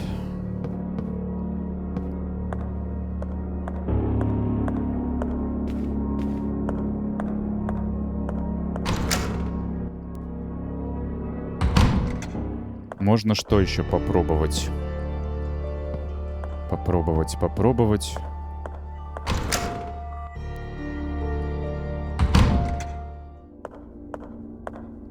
Побежать в страшный то ли коридор, то ли помещение.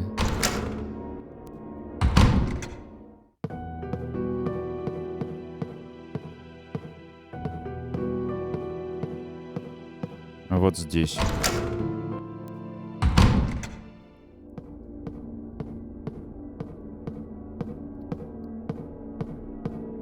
Читать, не время читать. Вот так может.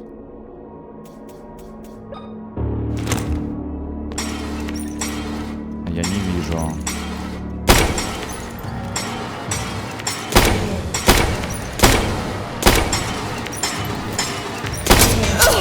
Все равно.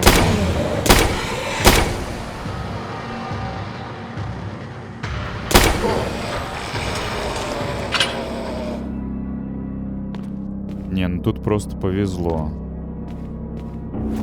Плохо. Ща будет хорошо. Вколем морфию. Так, и зажигалку. А теперь уже спокойно.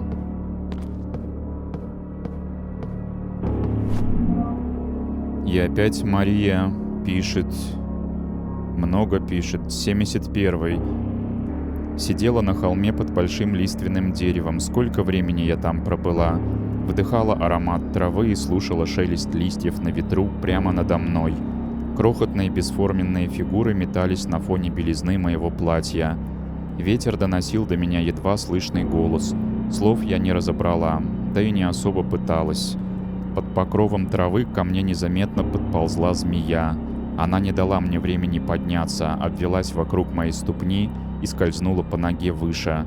Я попыталась закричать, но змея уже впилась своими клыками в мою плоть. Я ощутила жжение от ее яда, разливающегося по всему моему телу. Я зажмурилась от боли, и тогда змея соскользнула и уползла в траву. Боль все усиливалась, а доносимые ветром голоса становились все четче. Звуки превратились в слоги. Слоги сложились в слова. Боль усилилась, а солнце, такое яркое и теплое раньше, стало холодным. Теперь его окружал металлический ореол. Слова превратились в людей, они окружали меня со всех сторон. Один из них сжимал мою руку. «Тушься, Мария, тушься». Это тоже то же самое, да.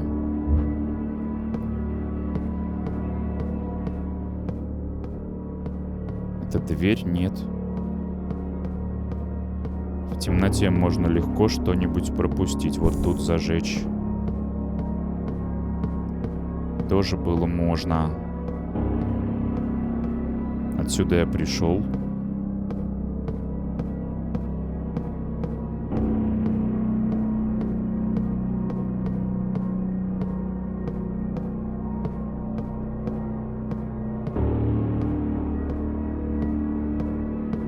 Тут тупичок? Нет, не тупичок. Тут зажечь бы свечи где-нибудь, чтоб его расстрелять. Может, с другой стороны можно. Тут свечей нет. С другой стороны заперто. Ладно, здесь попробуем.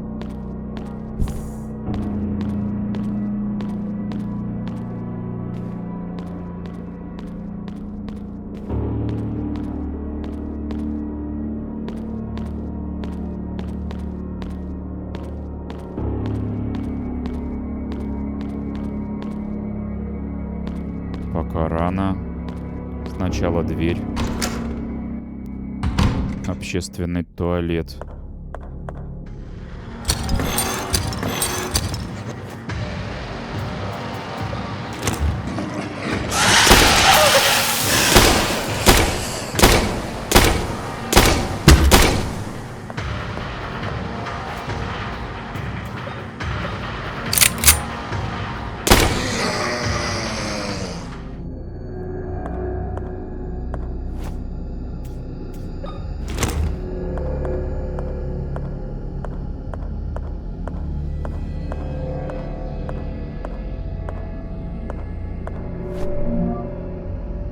Дневник ребенка. 9 страниц.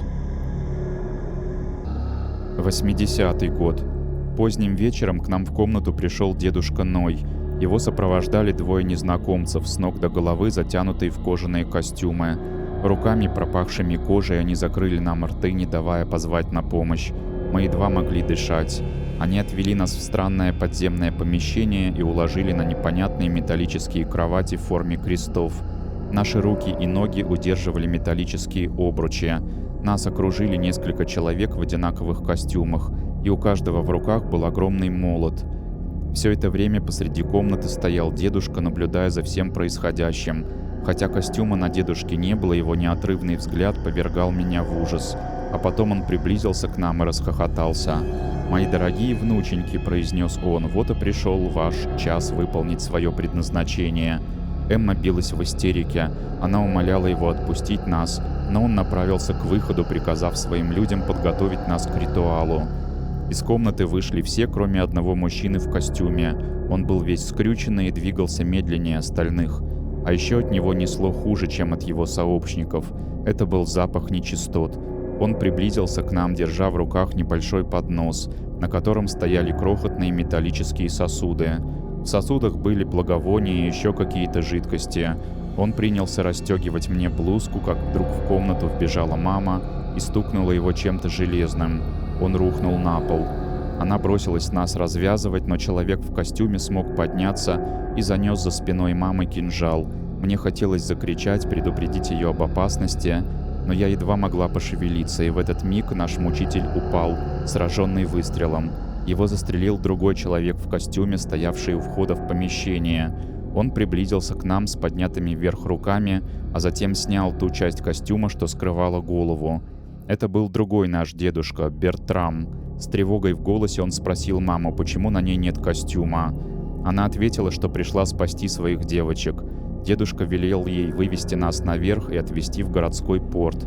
Там нас должен был ждать человек на небольшой рыбацкой лодке. Она ответила, что «А почему 8 и 9 страница дублируются?» В общем, все, прочитал.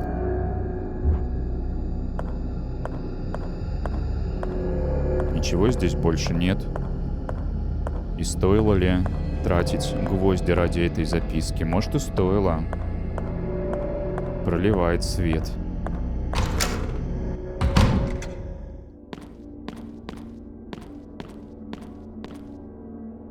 Что у нас здесь?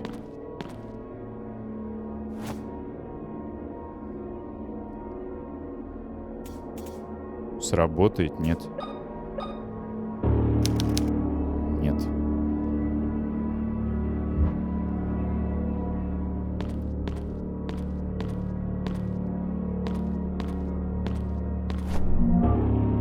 Труба с приделанной рукояткой, пахнет серой. Пока не представляю, что с тобой делать.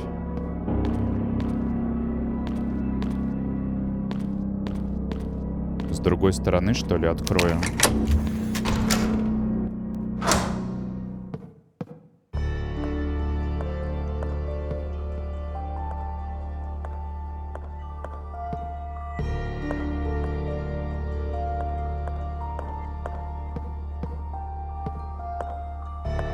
И вот думаю, куда теперь можно, в принципе, пойти, порассматривать, что вот с этой жидкостью делать. Почему не выкидывается стетоскоп? Надо болт применить на другом этаже, только надо как-то исхитриться для этого.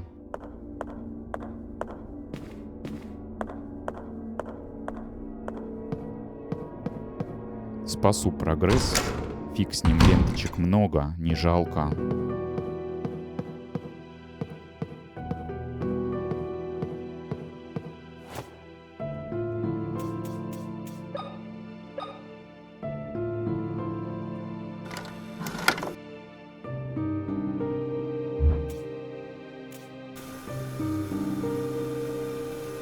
What is going on here? This place is infested with nightmarish creatures.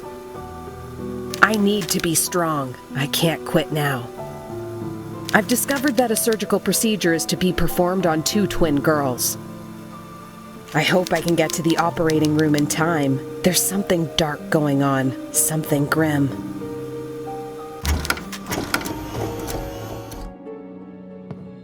Ну и вот, теперь буду прикидывать, как мне лифт, куда его могу отправить, как в него попасть.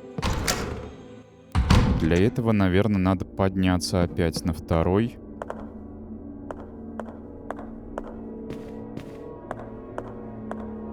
Откуда его, в принципе, можно вызвать?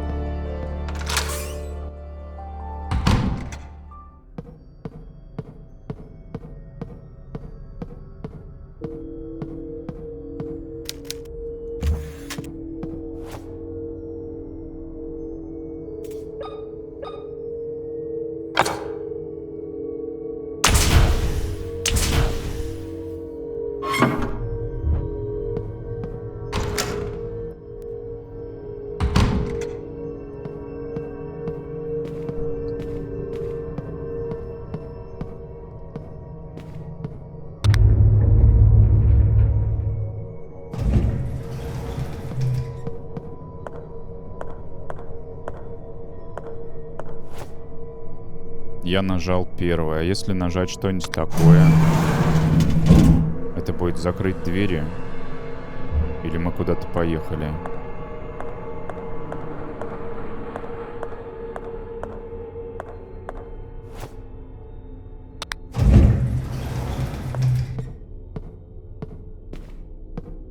А, я понял, кажется. Все же на 1-й надо ехать, но...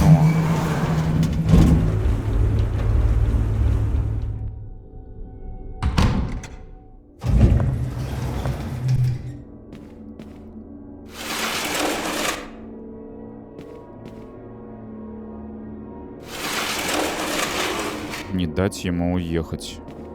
Вот в чем была моя ошибка.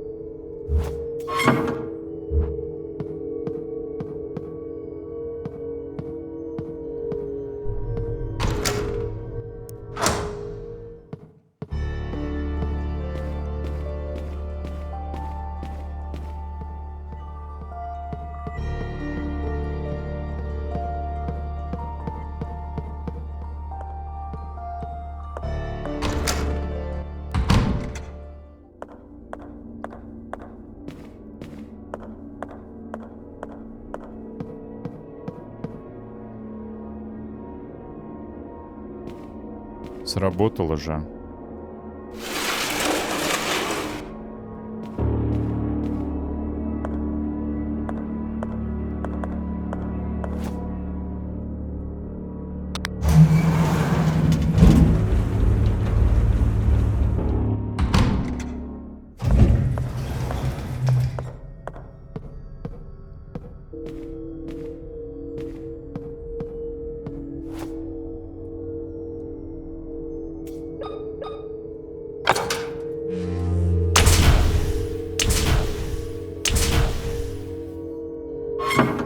Будто б две двери открылись. А где вторая, которая из них?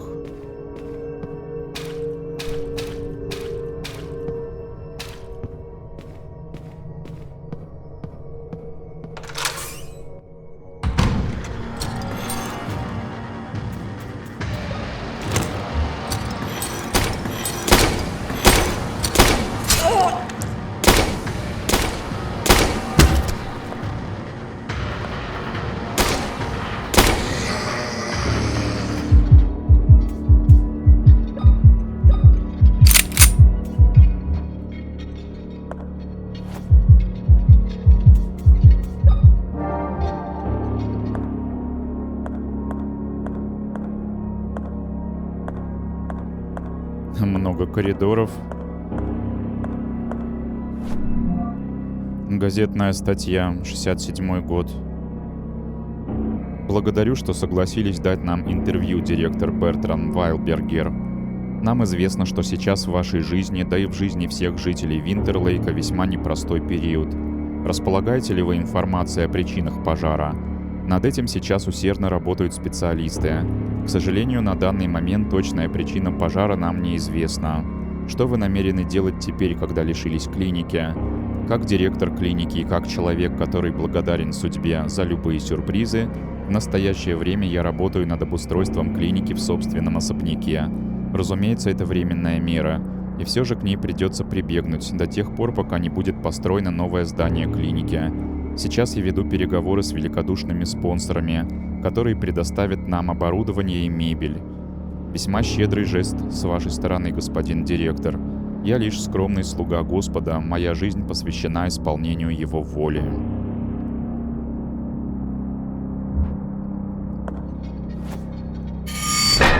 О Господи, что это? Это рыцарь. Ох, а это было жестко. Почему-то они меня бить начали. Причем сразу до плохого состояния. А если я пробегу?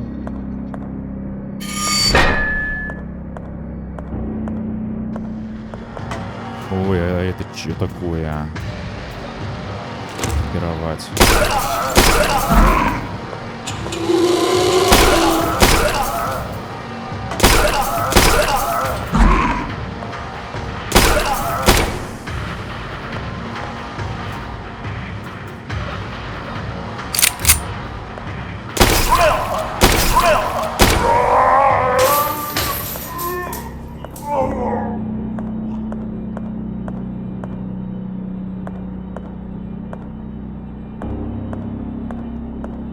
Коридоры, коридоры, коридоры.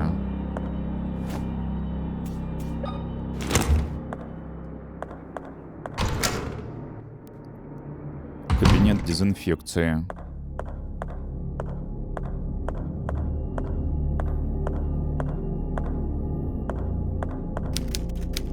Микроскопы, прочий медицинский инвентарь. Коплю эти патроны. Самого дробовика не нашел. Опять читать. На этот раз дневник Вильяма. 80-й год. Мария подхватила редкую инфекцию. Обе мои дочери пропали без вести, а отец скончался. Вернувшись из деловой поездки, я застал свой дом окруженным полицией. Без тени колебаний старший офицер парой фраз разрушил весь мой мир, а потом полицейские набросились на меня с расспросами, даже не дав повидаться с Марией. Она выглядит как живой труп. Ее кожа кажется обожженной радиацией, разрушается. Черты лица стали приобретать зловещий характер. Зрачки в ее глазах стали неразличимы, а единственные звуки, которые она издает, напоминают звериный рык. После того, как Мария напала на двоих медсестер, ее руки и ноги привязали к кровати. Одной из медсестер она нанесла серьезные увечья, а еще теперь Мария никого не узнает, даже меня. Теперь даже самым мощным седативом не под силу ее усмирить. Не знаю, что с ней сделали, но я не остановлюсь, пока не найду лекарства и не накажу тех, кто виновен в этом злодеянии.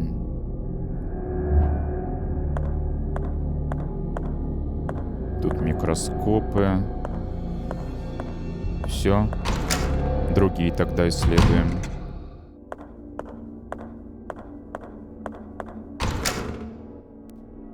Анестезия.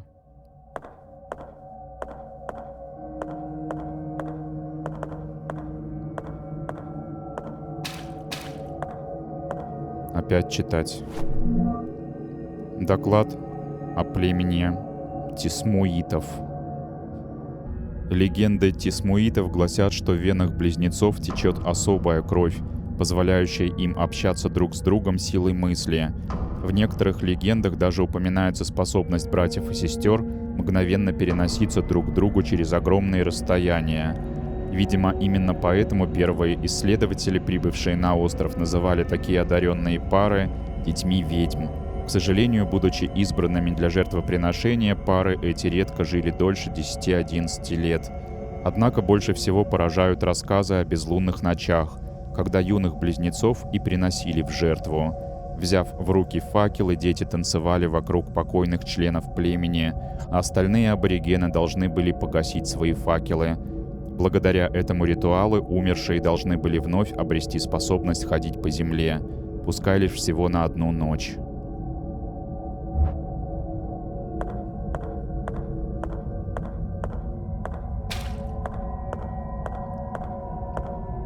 Ой. Этот труп сильно обгорел.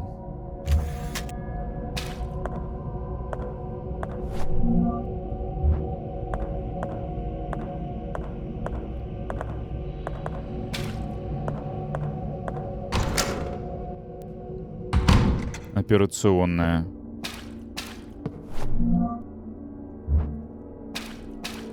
По идее, мне сюда надо, в операционную, и я до нее добрался. Вон что-то написано по центру. Сейчас посмотрим. Сначала сюда. Зачем?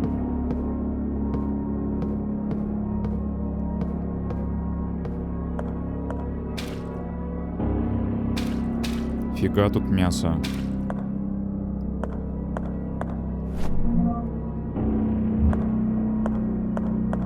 А морфий? Не буду пока их рассматривать, а то оживут.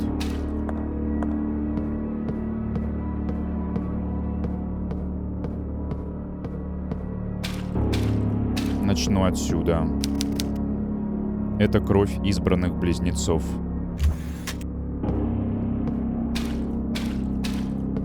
Теперь попробую вот эту дверь.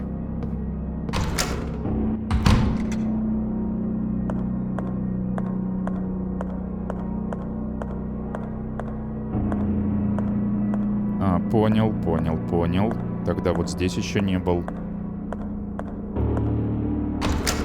Может, дробовик здесь или что-нибудь такое? Что за звук? Труба с приделанной рукояткой, пахнет серой. А, дробовик надо скрафтить, что ли?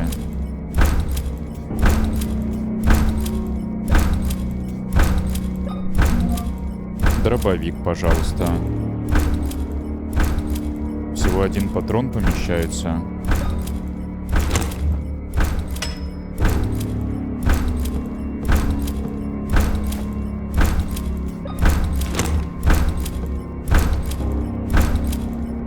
What the fuck? С тобой мы сейчас поговорим, но сначала источник шума. Хочу понять.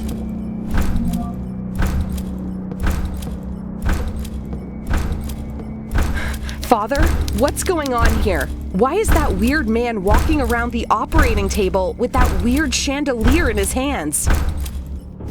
What are you talking about, child? I don't see anything.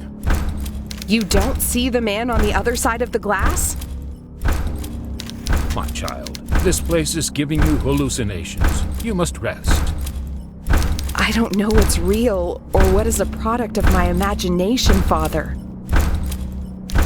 Let me tell you a story. Hundreds of years ago, this island was inhabited by a tribe. One night, the moon could not be seen in the night sky, and the world was plunged into darkness. The shaman of the tribe, those with special blood, danced around their dead, willing their bodies to rise and walk the earth once more. That sounds terrifying. Hundreds of years ago, this island, the shaman of the tribe. That sounds... Некто в костюме радиационной защиты ходит кругами вокруг трупа.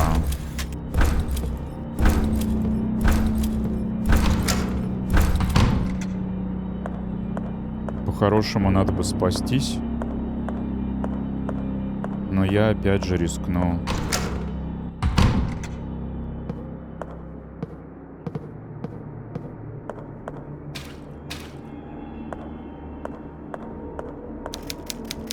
Тело выглядит так, будто перенесено сразу несколько операций. Оно даже не похоже на человеческое. Кто мог такое сотворить? И ничего не произойдет?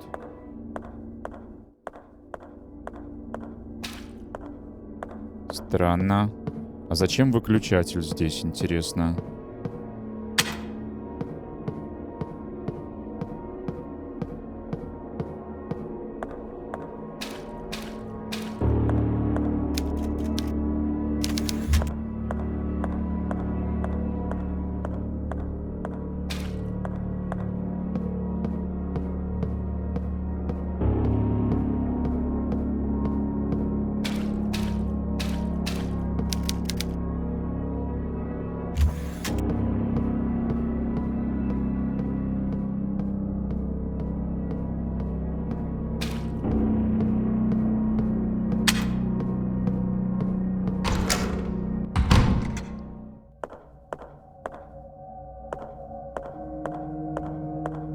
Явно какие-то еще комнаты остались. Вот здесь, в этом коридоре. Например, раздевалка. Можешь попробовать в действии-то. А, темно. Темно, пипец, нельзя так. Выбегай. Или надо было опять найти там свечки где-нибудь.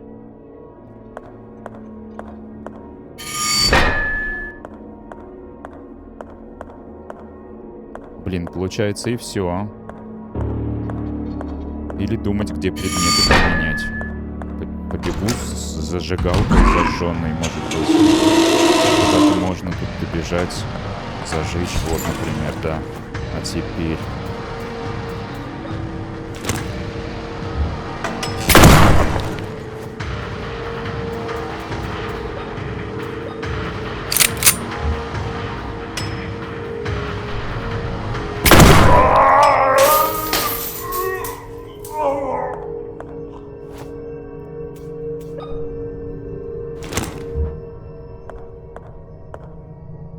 И осмотреться.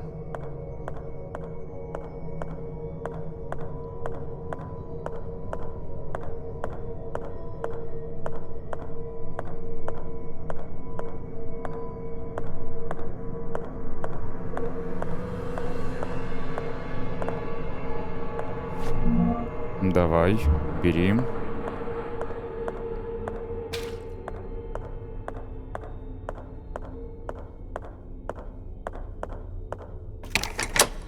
Не заперта, просто с другой стороны открыла.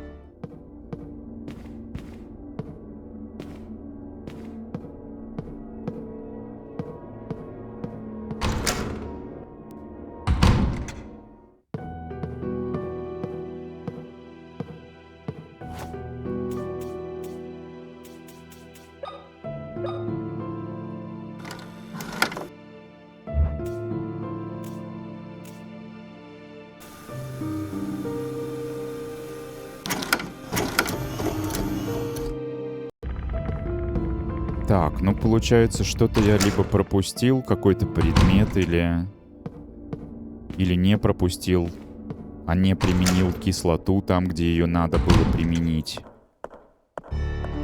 Хотя, блин, я так стремился попасть в эту операционную и видел монстра там. Монстр за решеткой. А по факту приходишь, его нет. Почему? Наверное, нужно к священнику еще раз наведаться. Посмотреть, что я мог упустить. Так, что-то я не туда побежал. Хотя... О, Морфий. Ладно. Священник, значит, ты у нас вот тут.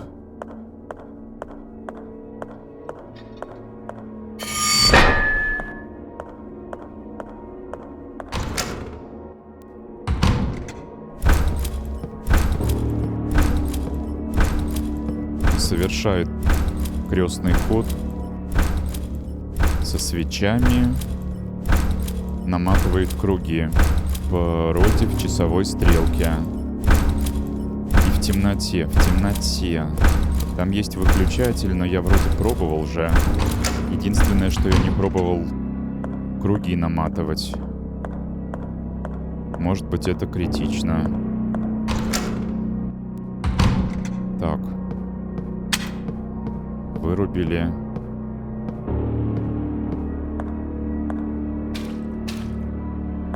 Против. Это вот так. Ну ладно. А вот что-то происходит. Похоже, начинает оживать.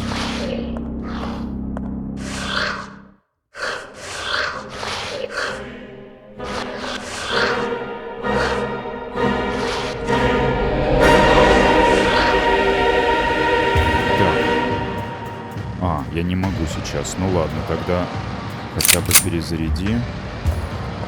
И бежать к выключателю. А теперь вот так.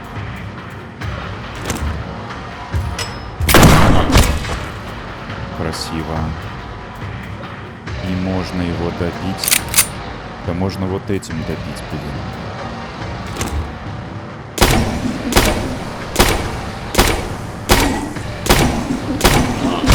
О, как хорошо. И еще.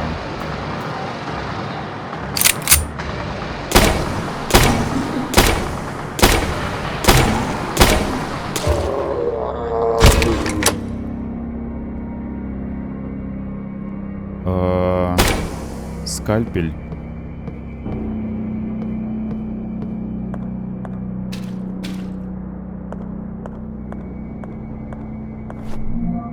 Старый скальпель. Все еще очень острый. Берем.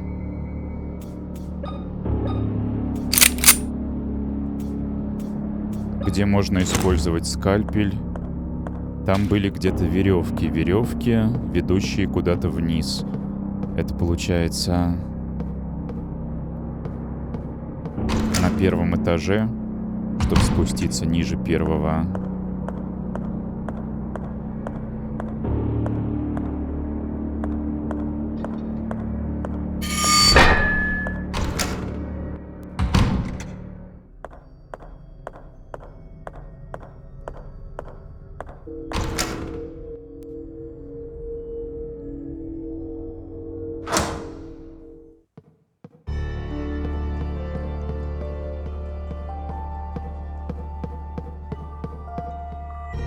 А здесь нет. Следующее должно быть.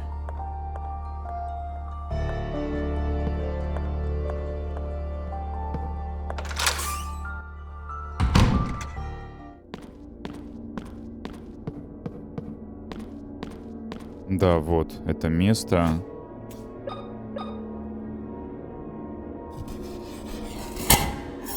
Перерезать. И спуститься бойлерная.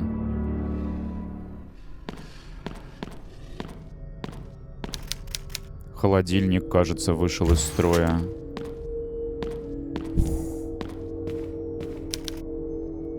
Здесь кто-то жил. Патроны.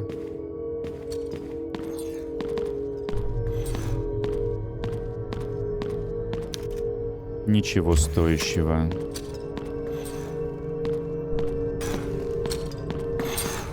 Так, здесь походу...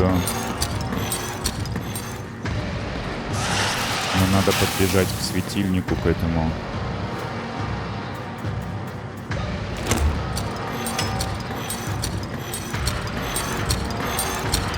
Сейчас доковыляет.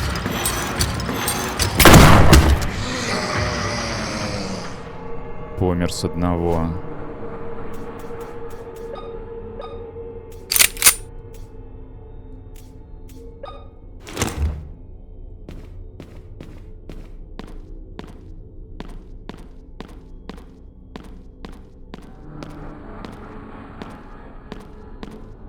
Страшная картина.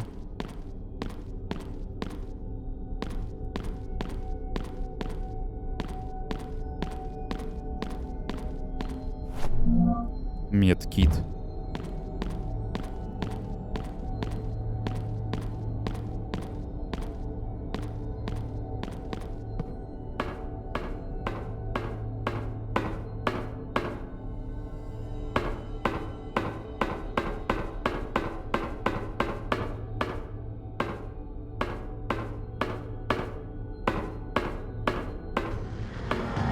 Ай, кто-то еще есть.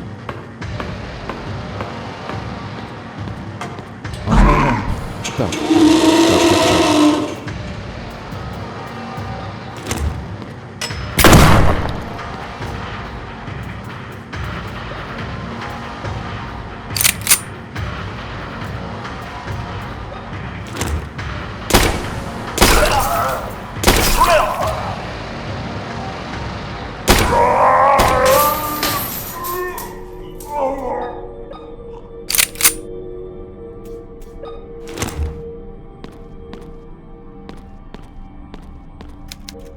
Похоже, под землей кто-то спрятал множество трупов.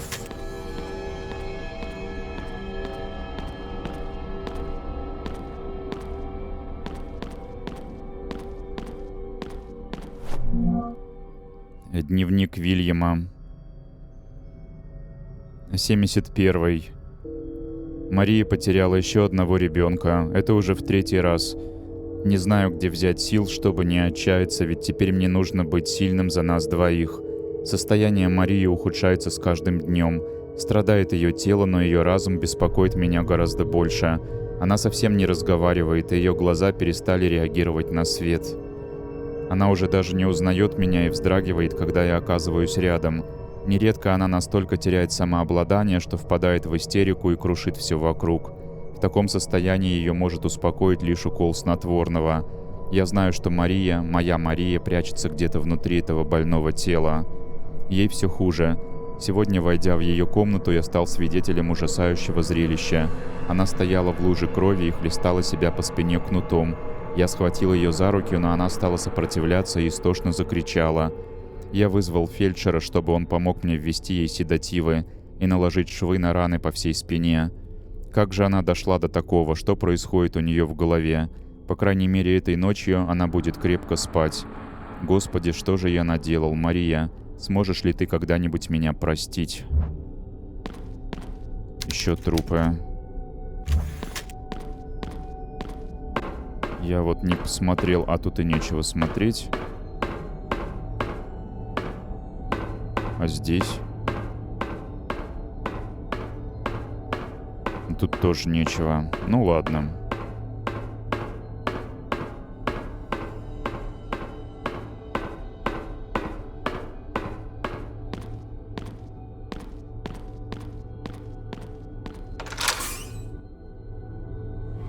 Западный подвал. Чуваки в противогазах. Тоже тела. Silent Hill какой-то.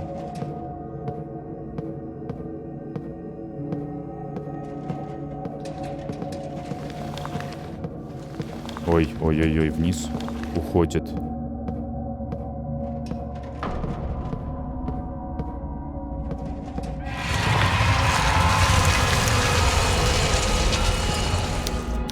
Не хотела бы я умереть в таком месте.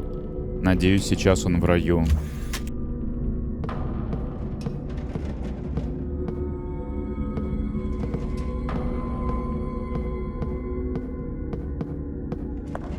Решетка.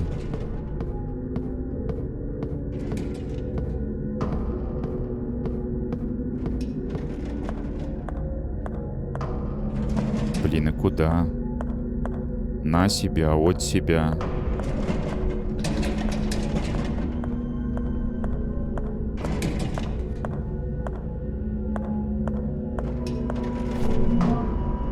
Гвоздики.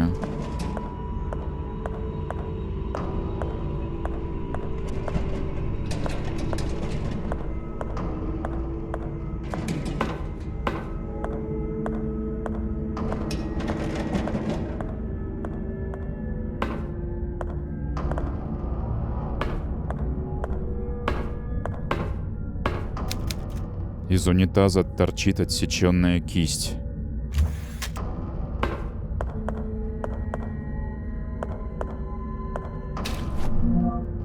Металлический переключатель, на нем какие-то символы. В говне весь, небось. Не брезгует. Морфий.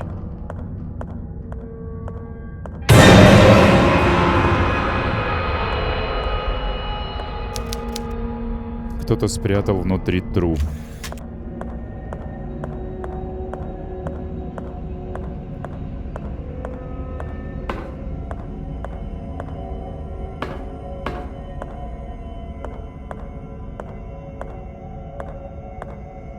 Погодь.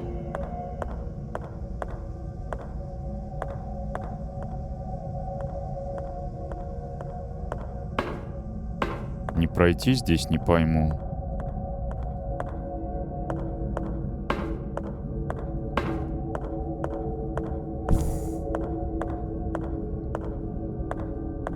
Ничего не стало видно при свете. Вроде нет.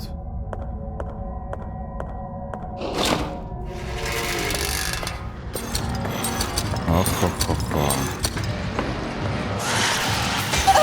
А чё ты меня кислотой, что ли, плюешь?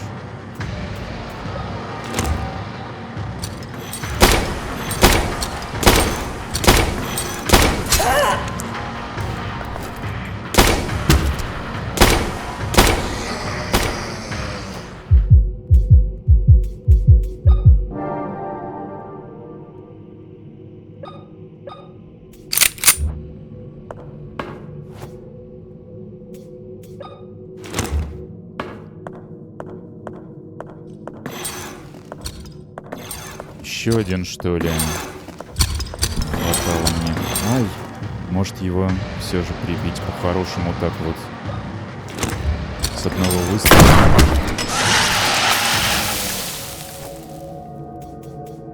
Жалко, конечно, патронов.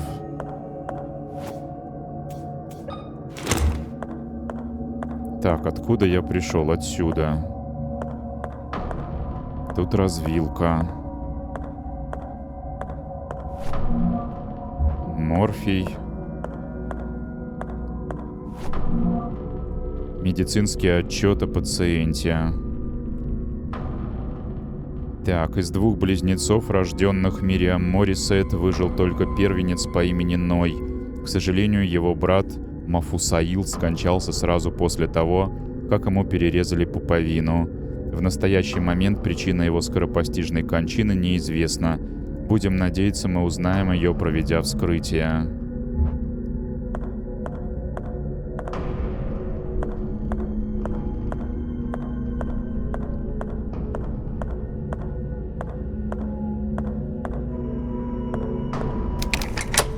Не заперта. Понял. Это понял. А что еще здесь есть?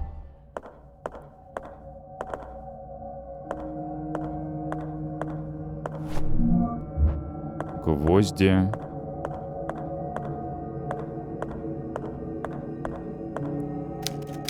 Касаться этой воды опасно для жизни. Ага. Каротит. Нужно питание отключить опять. Сделать не десятку, а что-то другое. Это надо возвращаться в другой конец.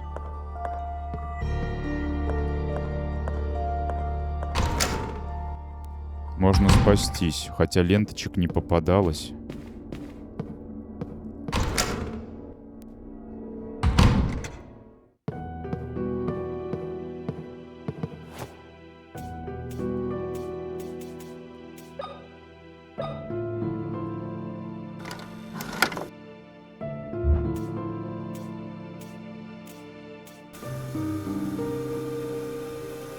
I don't know what just happened.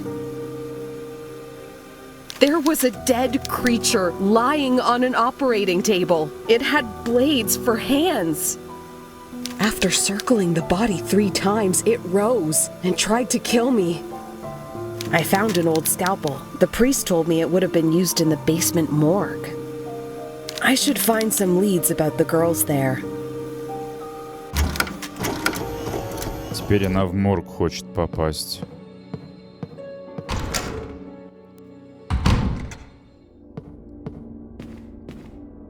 Так.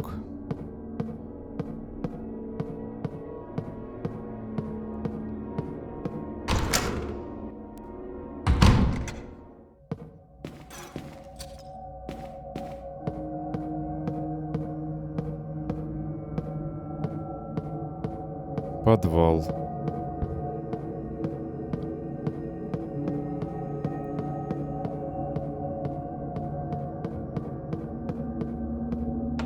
Тут вроде недобитый, точнее даже я не пытался его. Ща.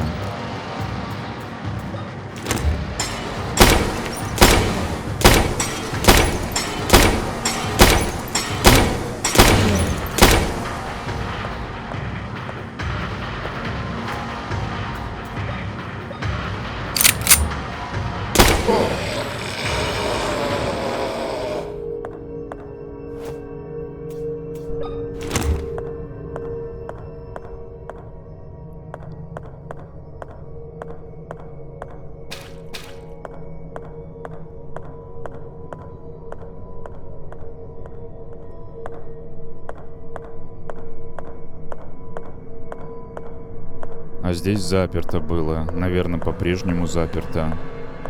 Это и есть морг. Возможно, если я отключу электричество, я смогу туда пробраться.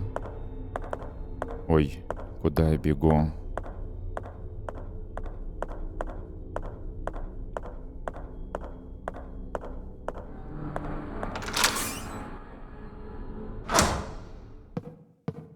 Священника тут нет.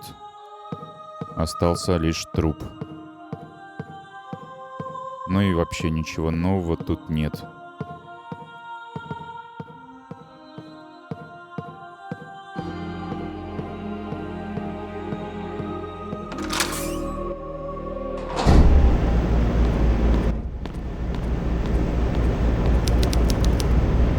Опасно открывать вентили, пока генератор работает.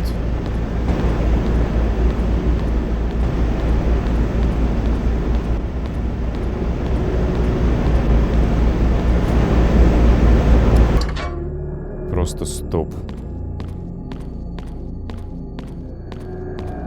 Поможет ли?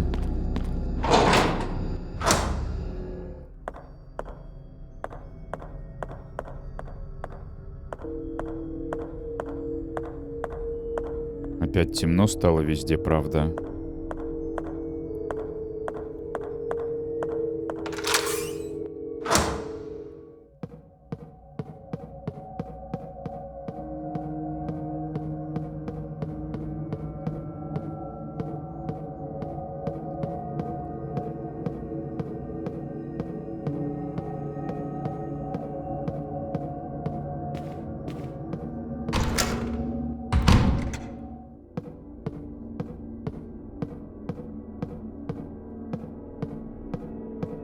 Так.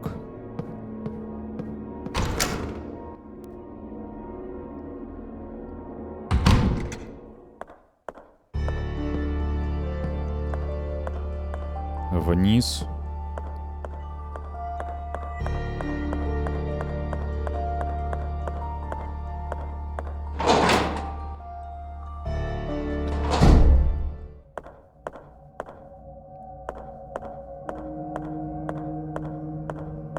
Ну как? О, можно.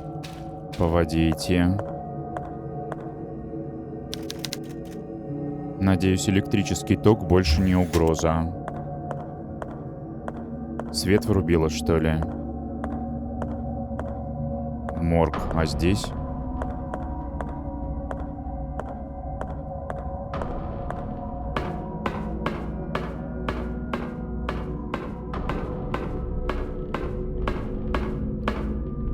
Записка какая-то.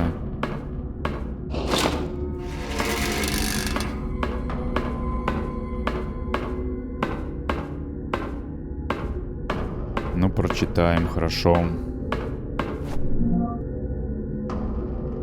Пациент сбежал. Газетная статья. Из клиники исчез пациент с инициалами ГБП. Он находился там на лечении после того, как выстрелил себе в живот, чтобы не угодить в тюрьму. Это произошло сразу после того, как в его доме был обнаружен 5-й труп. Полиция продолжает поиски беглеца в окрестностях клиники. Это уже 3-й случай, когда лицу, подозреваемому в изнасиловании и убийстве, удается бежать из данного учреждения.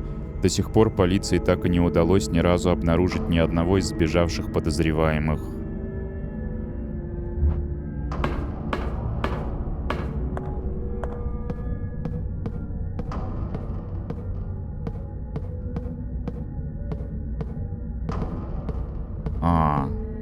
Это я вернулся таким образом. Понял. Решеточку открыл. Когда морг?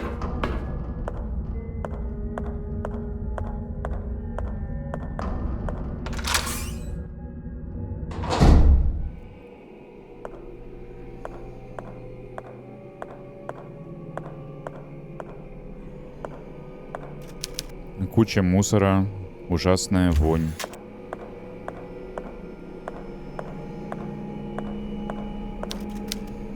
Кран закрыт, как всегда.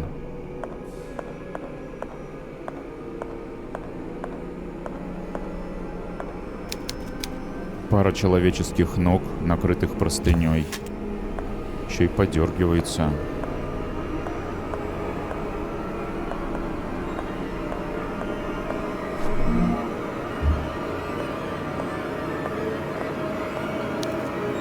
Стопки документов. Открыл с другой стороны.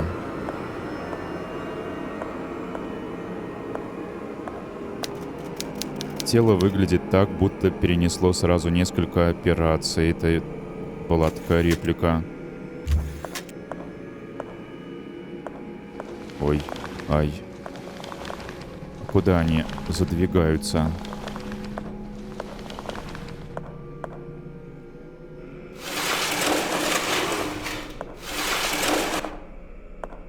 Что я сейчас отодвинул? Какой-то туннель кровавый. Черт. Сквозь щели в двери сочится кровь. Ни за что ее не открою.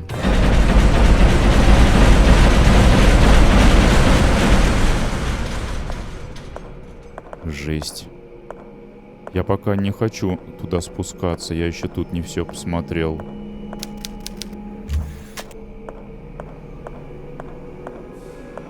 А точнее, я не заглядывал сюда.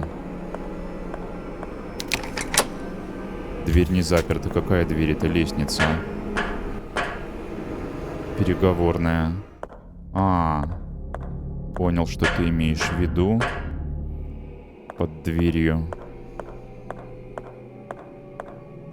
И это открыто, и та.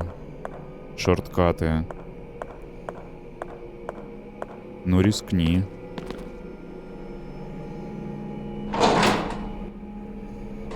Кабинет для испытаний.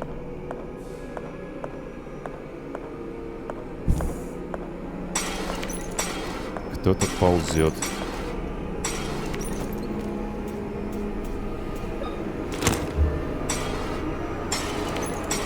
Но не видно откуда.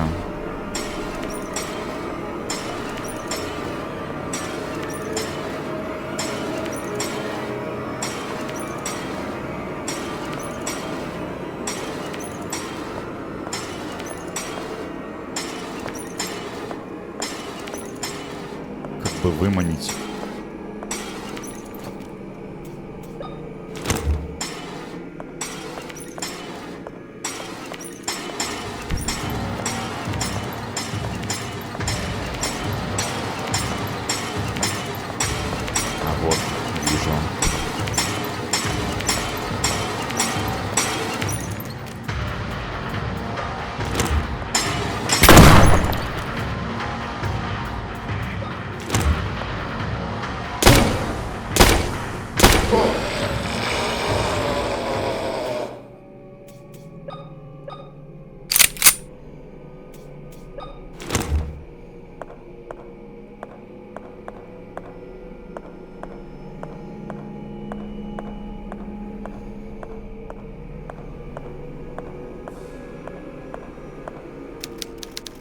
Похоже, покойник скончался во время медицинской процедуры. Сколько же времени здесь никого не было.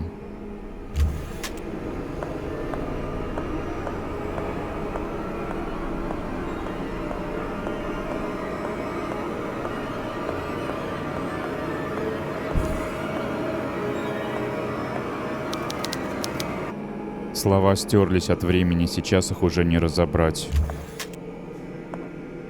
Что это?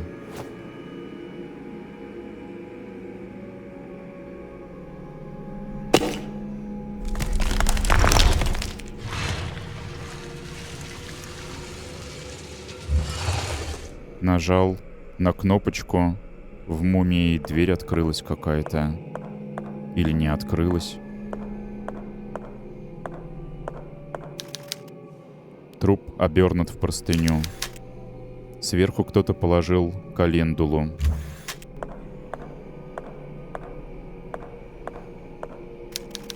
Коллекция книг, посвященных науке.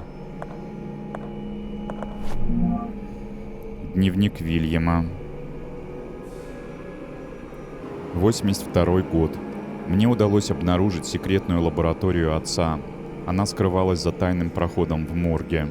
Эксперимент удался.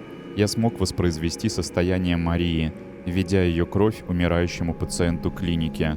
В медицинском отчете я констатировал его смерть. Его исчезновение никто не обнаружит. У него уже проявились первые симптомы. Если все пойдет по плану, вскоре я смогу вколоть первую дозу противоядия. Я отправился в лес в поисках хоть каких-то зацепок, которые могли бы привести меня к моим малышкам. И, как обычно, ничего не нашел. Вернувшись под утро в особняк, я застыл перед дверью комнаты, которая когда-то принадлежала им. Никак не соберусь силами, чтобы открыть эту дверь. Я искренне убежден, что если войду и не увижу их внутри, безмятежно спящими, то уже не смогу жить дальше. Тест номер 25 показал обнадеживающие результаты, но лишь на мгновение. 5 минутами позже подопытный превратился в лужу крови. И все же я не прекращу свои попытки. После 5-летних экспериментов я считаю это прогрессом.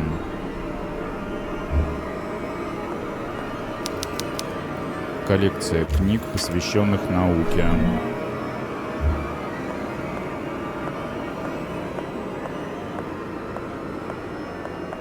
А если еще понажимать что-нибудь? Здесь вы управились. Так я только нажал на одну, первую попавшуюся.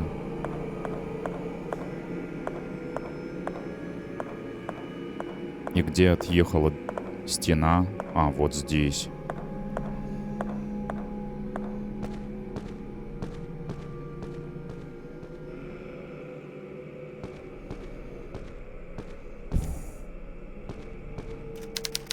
Очень давно внутри этой камеры кто-то скончался.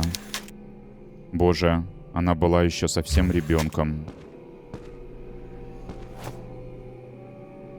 Ну, как бы...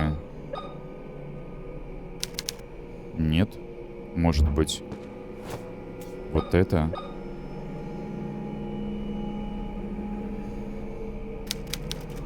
Чтобы это сработало, понадобится несколько дней. В смысле?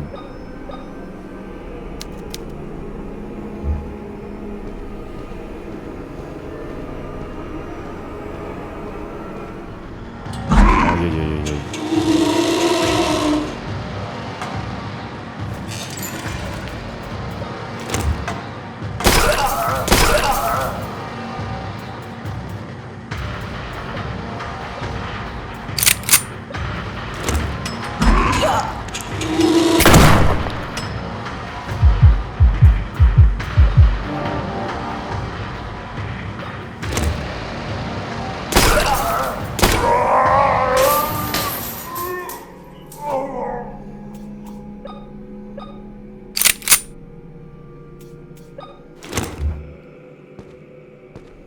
У меня нет нескольких дней.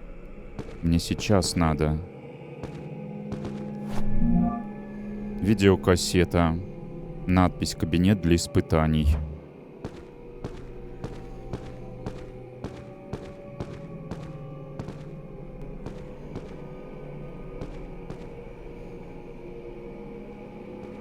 Ну, где применять видеокассету, положим, я знаю.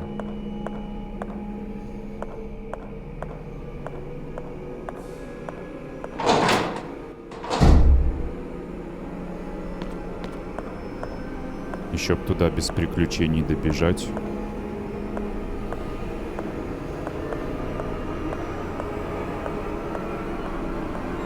А могу я электричество восстановить? Я шорткат сделал вроде.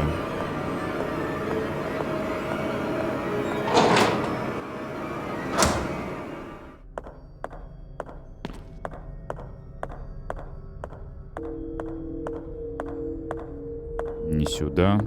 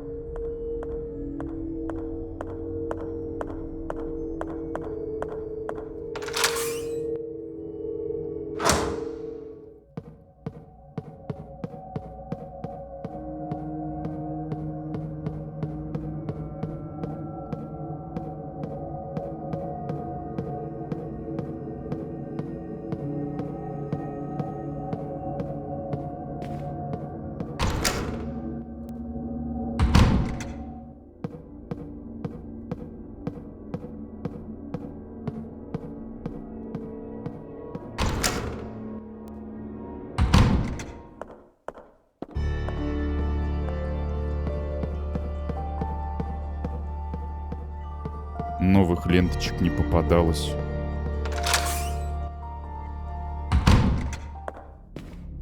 А меж тем неплохо бы сохраниться.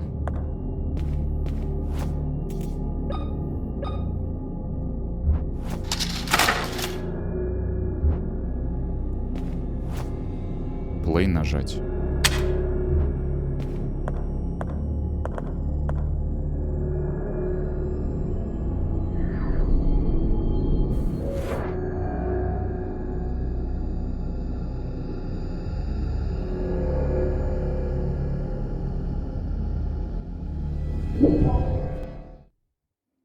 Альтернативный кабинет для испытаний.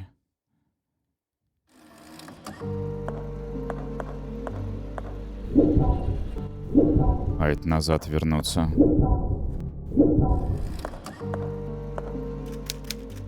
Похоже, труп принадлежит человеку, над которым проводили какие-то медицинские процедуры. Нашли, где проводить.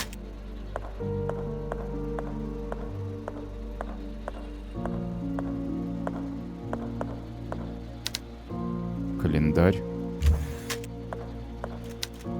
От трупа исходит зловоние.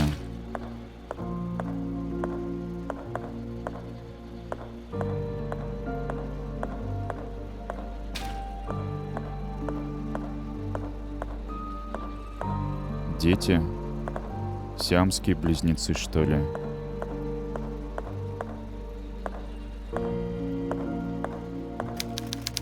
Пионы, жасмины или розы? Никак не вспомню.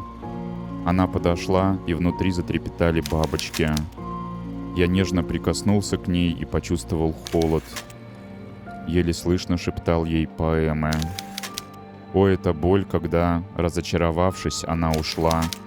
И только когда ее не стало, ветер разнес по свету мой крик. Как там было? Пионы, жасмины или розы?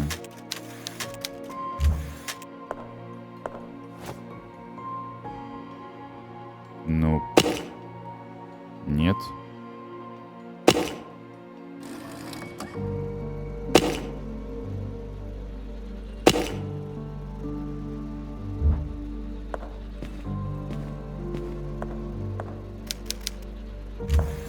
Книги про науку. Надо прочитать. Дневник Бертрама. 67-й год. Эксперименты так и не увенчались успехом. Все утробные плоды получаются уродами. У меня есть мысль, как нам раздобыть больше подопытных и ускорить процесс. Но для этого я должен совершить нечто ужасное и отнять жизнь у невинных. Я верю, что Господь пошлет нам силы, необходимые для завершения нашей миссии. Какова бы ни была цена, наша цель священна. Снова потерпели крах уже в 3-й раз, у подопытной случился выкидыш. Похоже, ее плацента отвергает зародыш после 2-го месяца беременности. Мария ни о чем не подозревает, и все же не знаю, как долго мы сможем подсаживать ей оплодотворенные яйцеклетки. Несколько выкидышей подряд серьезно подорвали ее психическое здоровье.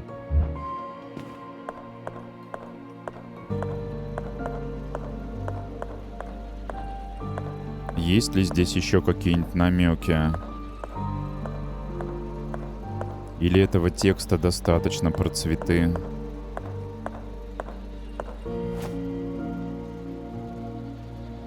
Всего 5 точек. Живот, рука, сердце, рот, голова.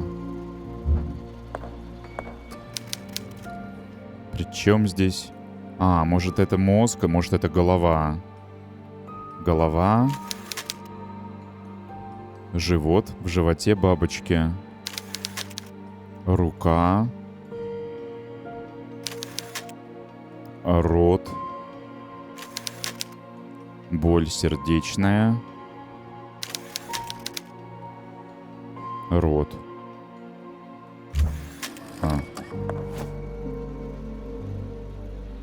Мозг. Живот. Рука. Рот. сердце, рот. Еще одна стена.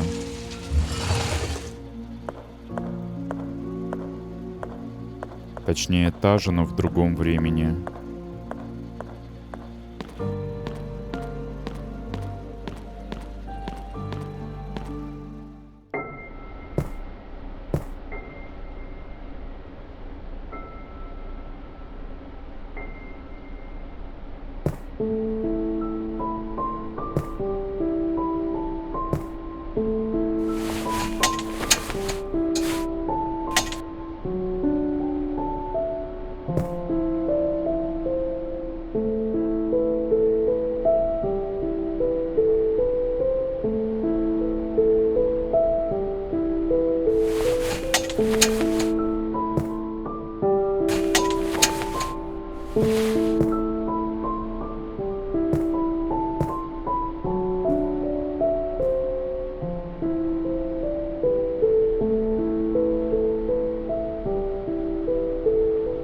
Who are you? You don't seem to be one of them. One of them? What are you doing down here? My grandfather and those men in suits locked me down in this cell. Please, miss, you have to help me get out of here. Of course I'll help. Stay calm, okay? Everything will be all right. I promise. Okay, miss. Where are your parents? My father is on a business trip. He should be back in a couple of days. And my mother was also captured by those men. I'm so sorry. I'll get you out of here. First, we need to find a way to open the door. What do you plan to do, miss? Those men in suits took the key with them, and I don't think it's a good idea that you get close to them. I'm sure there's a way to get the lock off without using the key. Please hurry. There isn't much time. We need to save Mother. We'll get you out. Just wait a little longer.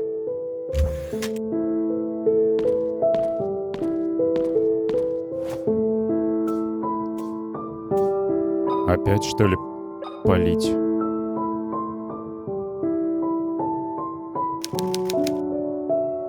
Ну так хоть несколько лет. What have you done to the lock, miss? I poured some acid on it. The metal will eventually dissolve, but it will take some time. I only hope that the acid works fast. There's almost no candle left. You have to be patient, little one. Sooner or later, the lock will fall apart. For now, the best we can do is wait. Thank you, miss. What is your name, little one? I'm Anna. Anna Wildberger. I live here in the hospital with my parents and my sister. Have we met before? Your face seems familiar, but I'm sure we've never seen each other before. Do you work in the hospital? No, but I have this photograph. Are you one of these girls? What? Why do you have this photograph? I don't know, but I'm trying to figure it out. It was mailed to me a few weeks ago. A few weeks ago? My father took that photo yesterday morning, just before he left for his trip. Why are you lying to me? I swear I'm not lying. I'm telling the truth. What do you want from me? I just want to help you get out of here. I'm not talking to you anymore. That acid was probably another lie to fool me. You never wanted to help me get out. Anna, you have to listen to me. I need you to trust me. I am your friend. I don't want to talk to you anymore. Anna, listen to me. Вот и поговорили. I don't want to talk to you anymore. Надо возвращаться в настоящее. О, как кстати.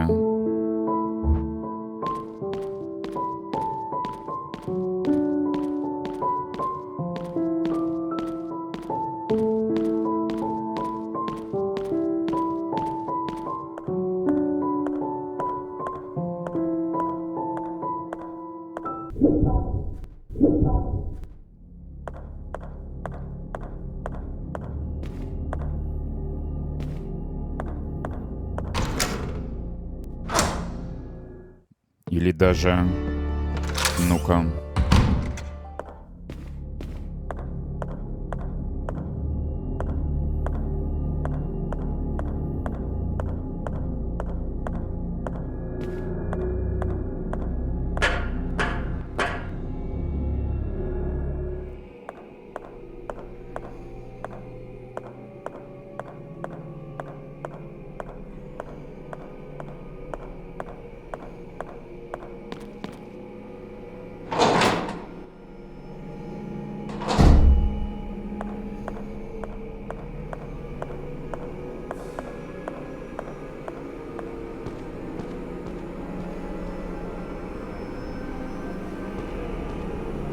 Сработало. От нее, правда, скелетик остался. А еще ключ. Комбинированный. Не хватает одного сегмента, а у меня как раз есть.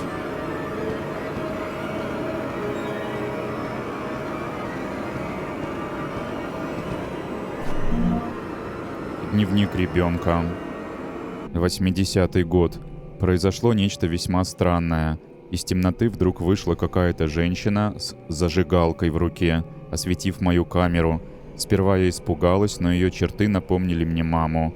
Она подошла ко мне и сказала, что поможет выбраться из заточения. А затем она пролила кислоту на дверной замок. Она показала мне фото. На нем была я и Эмма. Этот снимок сделал наш папа. Женщина сказала, что получила его по почте несколько дней назад. А потом, пообещав вернуться, она удалилась. Кислота сделала свое дело. Та женщина была права. Просто нужно было подождать. К счастью, люди в костюмах еще не вернулись. Нужно где-нибудь спрятаться и дождаться возвращения папы. Ага, то есть скелета нет больше. Я изменил прошлое.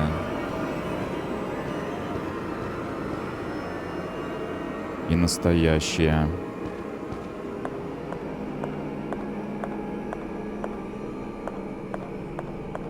Так, нет, не сюда.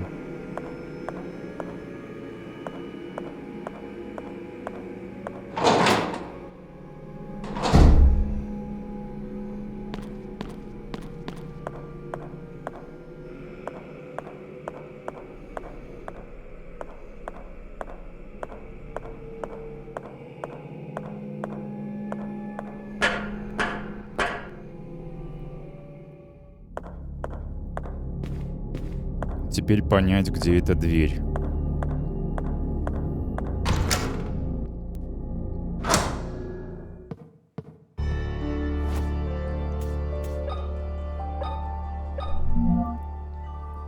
Сегменты можно вращать. Значит, открыть карту и посмотреть.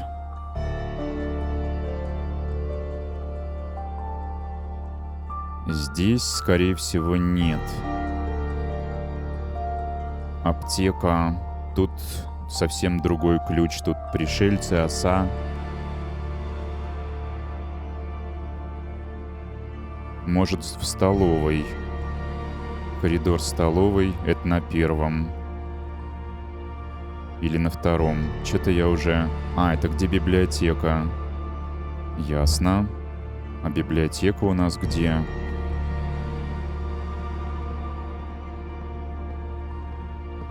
А не нужно было выбегать сюда. Библиотека тут.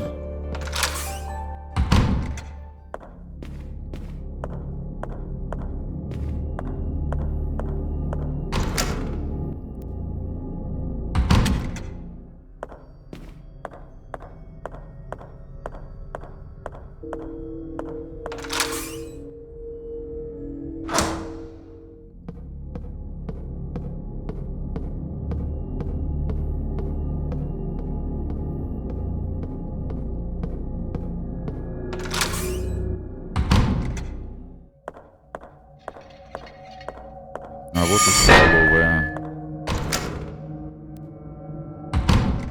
О, черт.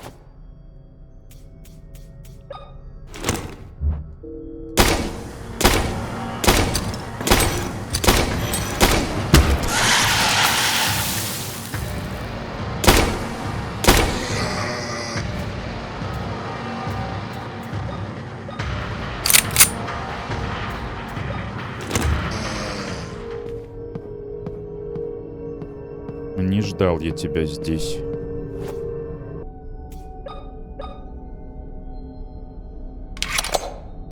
Не поворачивается, хотя я и не рассчитывал, что повернется. И подсказка из осколков — ваза. И здесь есть фигурки из 2 треугольничков квадрат, из этого шестигранник, а из этого, а фиг знает, но не звезда точно, пятигранник, наверное. Рассмотреть. Можно вращать и с этой стороны. А вот, наверное, это главное, потому что вот зазубрено сверху. Пробуем. Квадрат. Здесь 6. 5. Использовать. Подошло.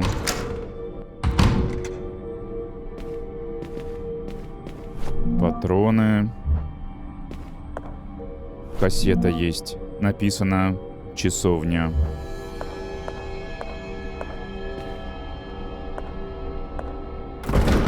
Ой. А нет, ложная тревога. На полу валяются потроха. Вонь стоит ужасная. Что это? Внутренности какого-то животного? А может и не животного?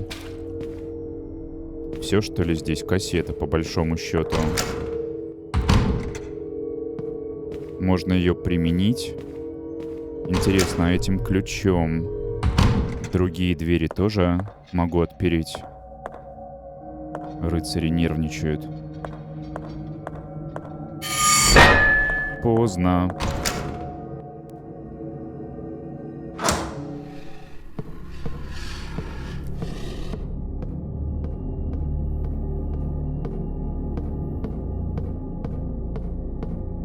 Потому как смысл не в символах, а в ассоциациях. И можно, получается, и с другими дверьми тоже что-то провернуть. Попробовать. Но всему свое время. Сначала вон кассету использую. Есть чем заняться. Так, надо старую извлечь. Вот это. Play.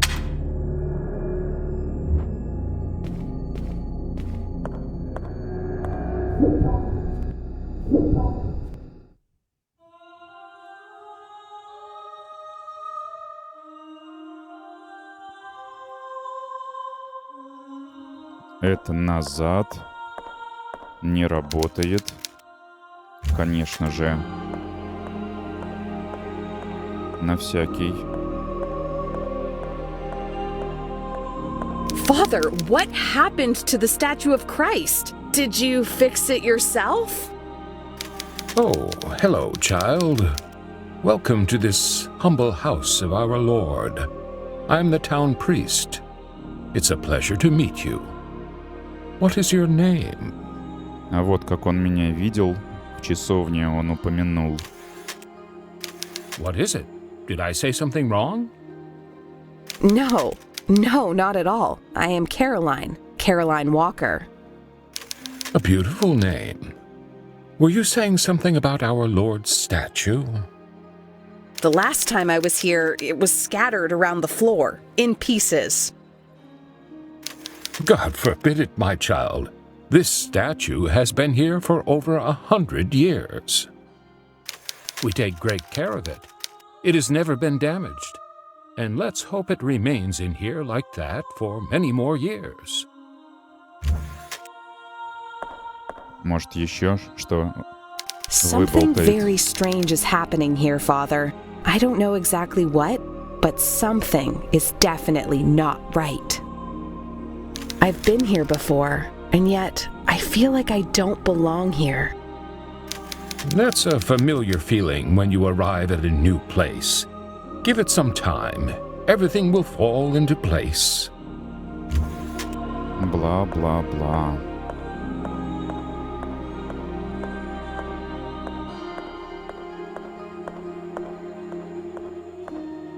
Куда можно побежать?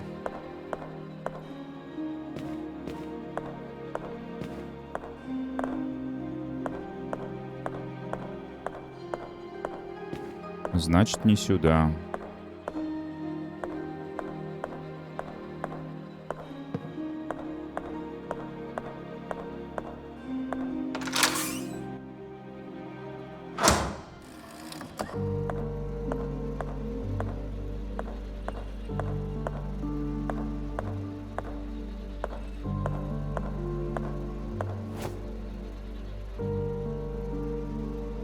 А это что?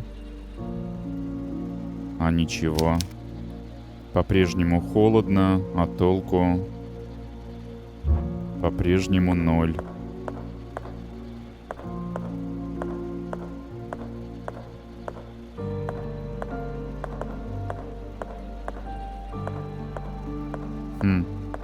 Закрыто. Сколько же здесь не выносили мусор?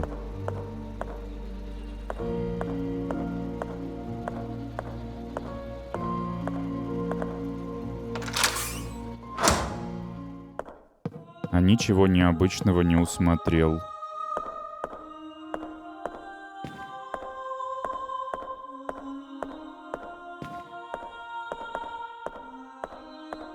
Может, здесь?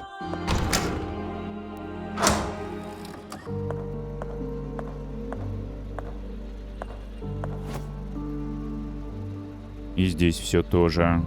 Аккумулятор требуется, которого нет. Странно.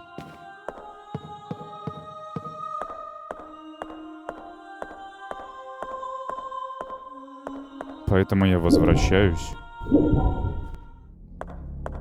Пойду какую-нибудь другую дверь попробую. Возможно, придется провернуть такой же фокус, как с кислотой. Найти аккумулятор, поставить в прошлом заряжаться, а в настоящем он дозарядится. Так, куда можно? Сюда.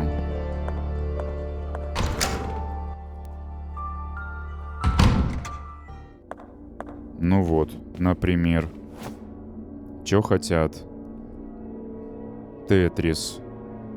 Вот сюда подойдет. А, может быть, тут квадрату нужно упасть, тут треугольнику, а тут звезде, чтобы все сложилось.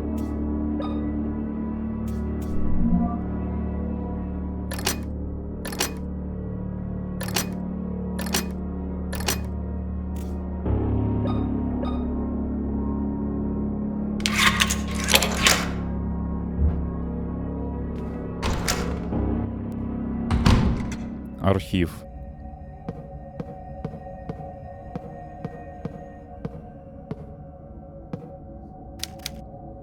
Для чего все это? 2, 3. И как мне это ассоциировать с двойкой? А это с тройкой, я не знаю. Пытаюсь сообразить, но непонятно. Пока что.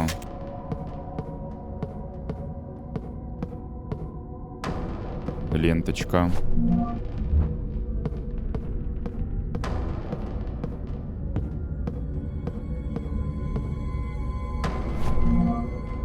Патроны.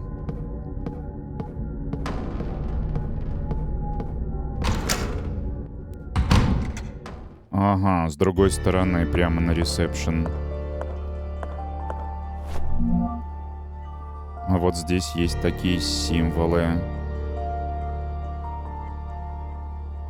Новый администратор сообщил, что, несмотря на все его усилия, отпереть кассовый аппарат не представляется возможным. Похоже, единственный, кому это удавалось, доктор Шон Мейер, которого не могут найти вот уже неделю. Я осмотрел его личные вещи и не смог найти ничего, кроме клочка бумаги у него под столом. Как будто кто-то специально уничтожил все его следы.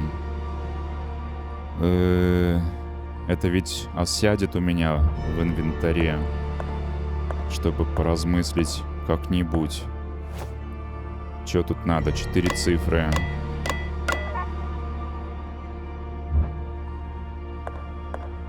Понятно, что непонятно.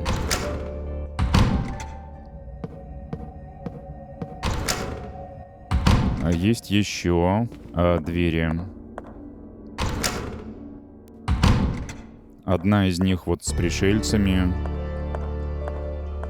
осой и, не помню, людьми. Так, где это? Где это? Вот здесь.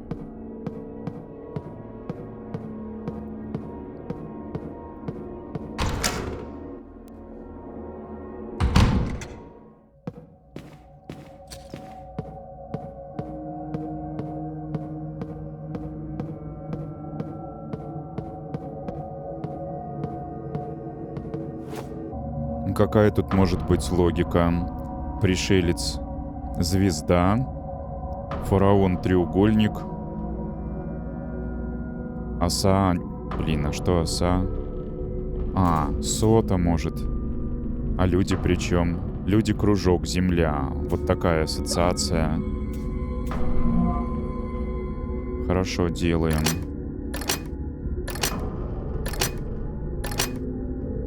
Треугольник и сота.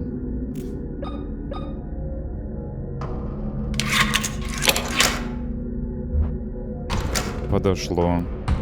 Аптека. О, тут морфию.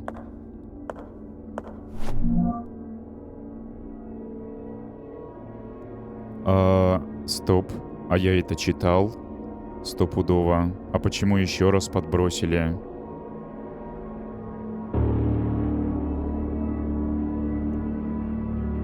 Может, другой абзац? Да нет. Да нет. Это супер странно.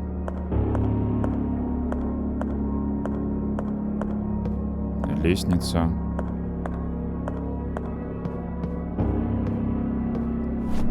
Медкит.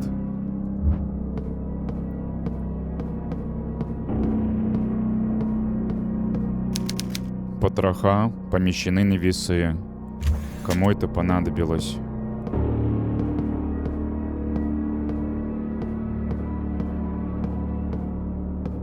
Аккумулятор. Старый автомобильный. Вот теперь-то я его смогу зарядить. А это что?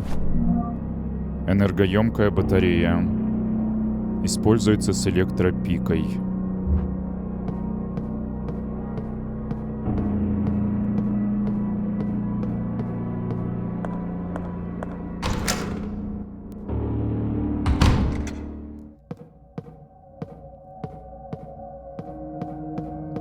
И назад.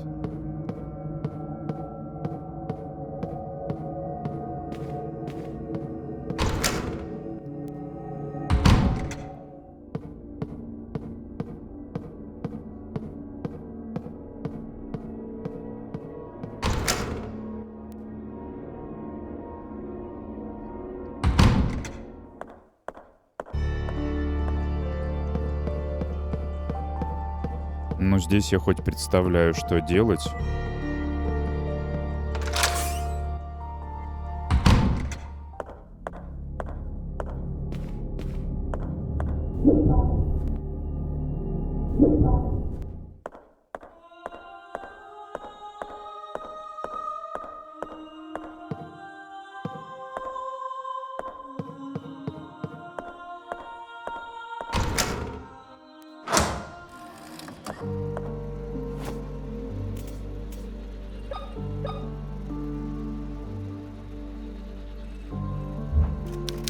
А зарядка займет несколько дней. Правильно я уследил логику.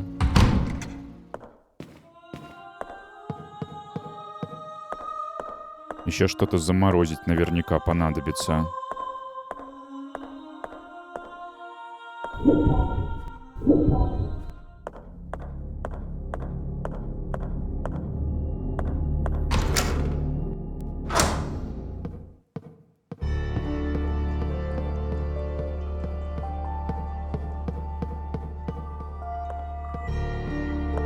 Так, где это у нас?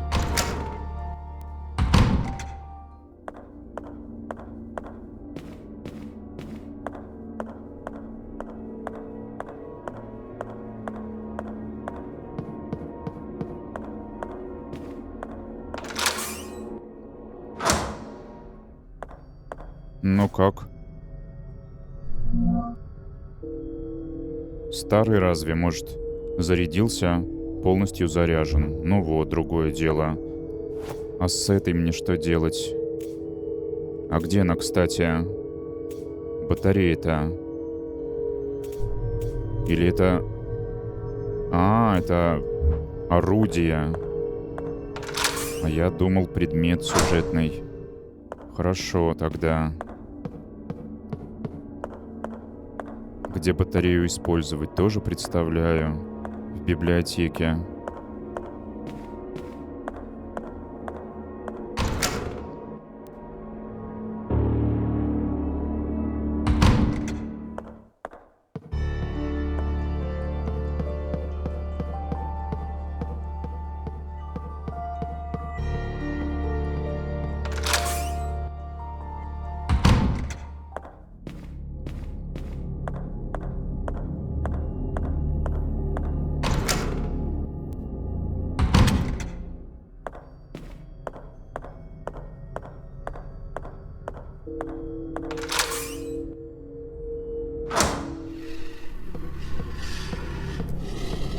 А? Что за звук? Вроде никого.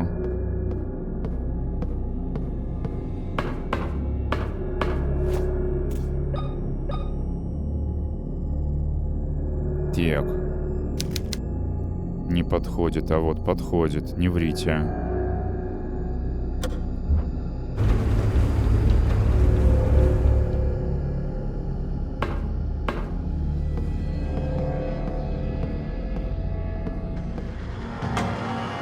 Ой-ой-ой. Сейчас, ну-ка.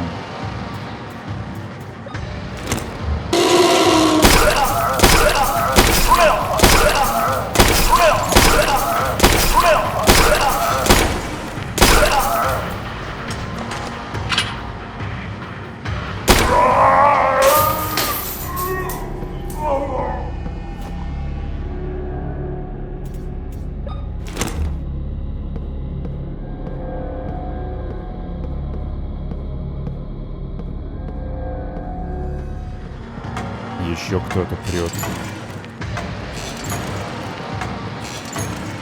Ай.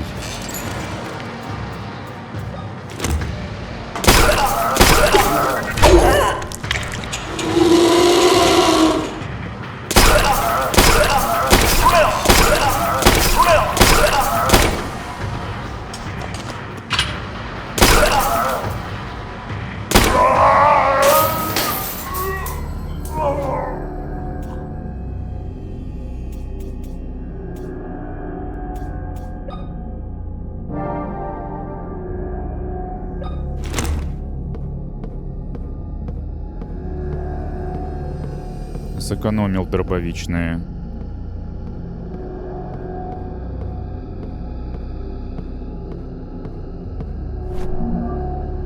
Металлический диск с рукояткой. Шкалы можно вращать. А это, скорее всего, подходит к супер двери, где 3 нужно вставить чего-то.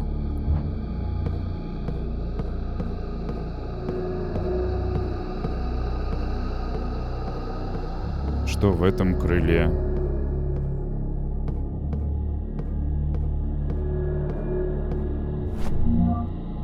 Пленочка.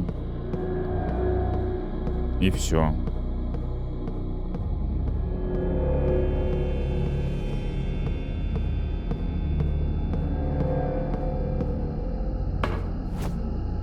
А еще выше можно?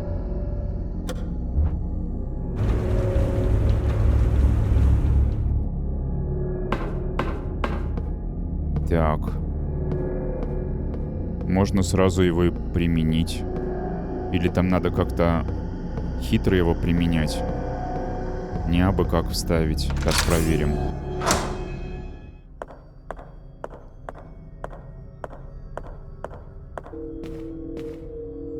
А что здесь? Просто закрытая дверь. Тут... А, я не обратил внимания. Диск. И, возможно, она не одна такая.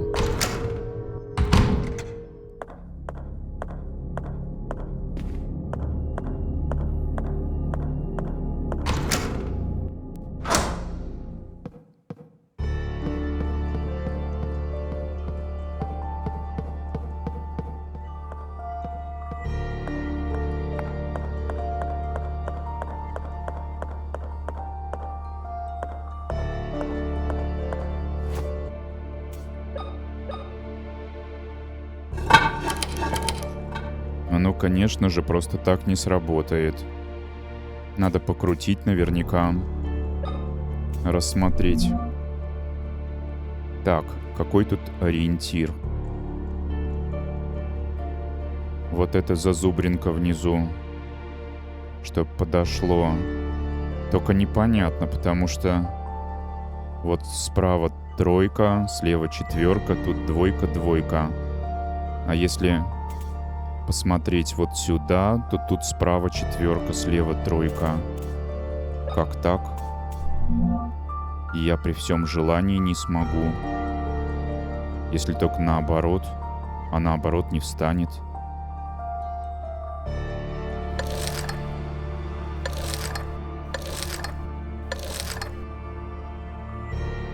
Не смогу так добиться того, что нарисовано. То ли где-то надо будет как-то отзеркалить.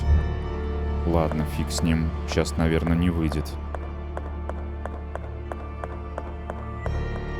Осталась еще дверь, и она находится...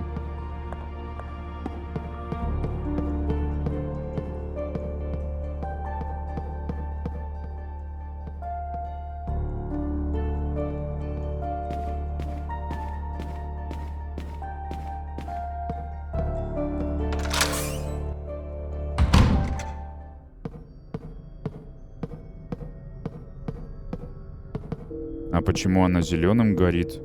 Я ведь вытаскивал болт, в другое место вставил. Ну да. Но все равно.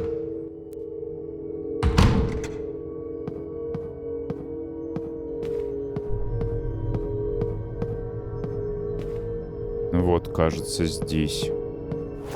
И тут подсказка. Палочка — это единичка. Палочка-единичка. А там была подсказка про 2, 3. О, господи. Так, что здесь? 5, 3, 8.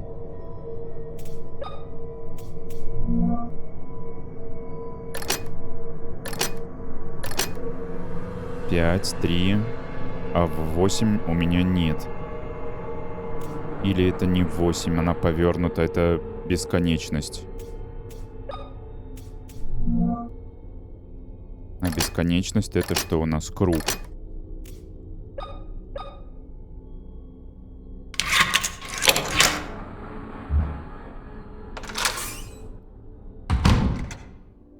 Интенсивная терапия. С другой стороны. Так, кто здесь?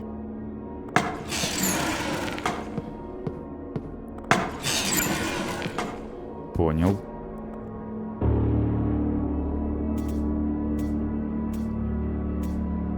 А у меня что, нету стрел? Я все потратил, что ли? О, дела.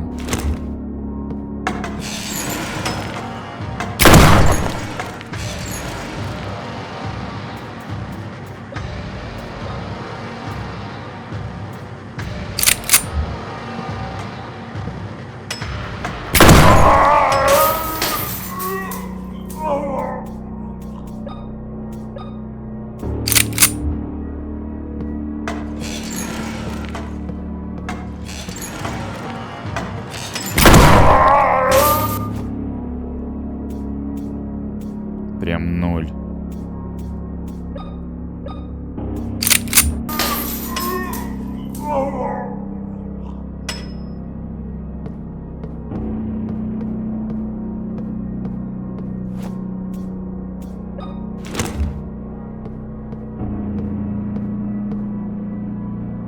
А не попасть. Patient room.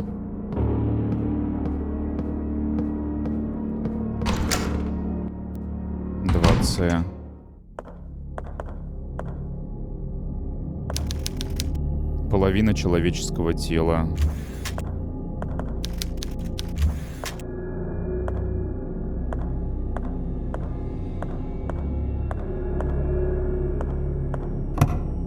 О, к этому не прикоснусь.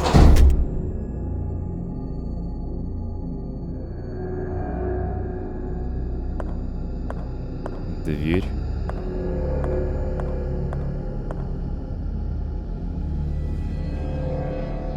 Посередине точно ничего. Ну ладно. Уборная. Опять по унитазам шарится. Нет, это промежуточная какая-то уборная.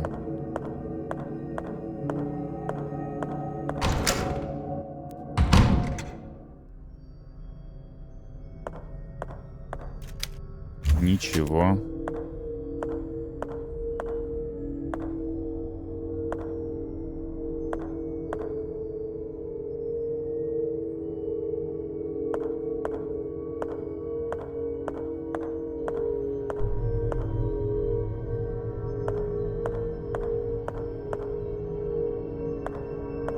Ни записок, ни предметов. Или я плохо ищу просто.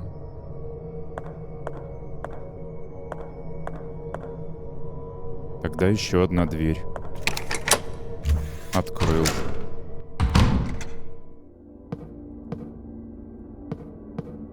А, понял. На пути еще были двери, ну-ка. 2С. Не было.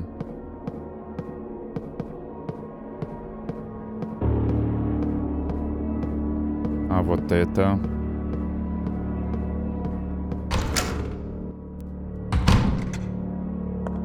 Пленка.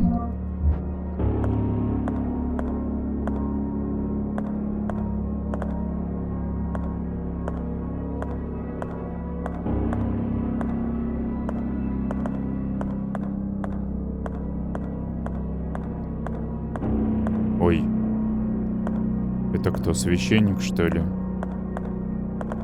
Что с ним случилось? Father, what happened to you? You're in shock. We need to take care of your injury before you bleed out. He's lost an arm. I must find a way to help him. Кто-то откусил руку.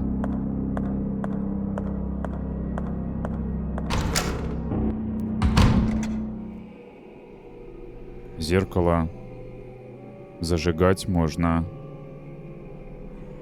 И внутрь.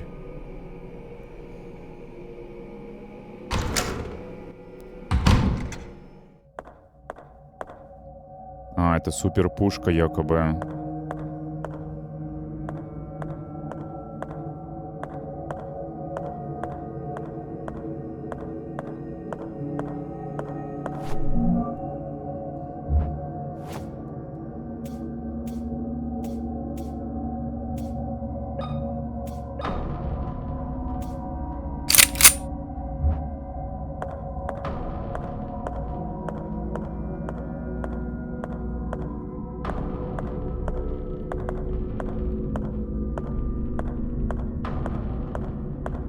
А как ее добыть?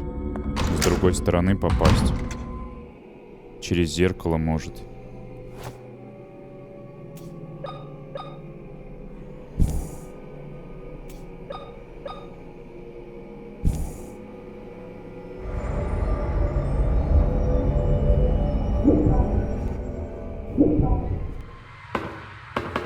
Дверь сразу есть. И вторая есть. Какую надо-то?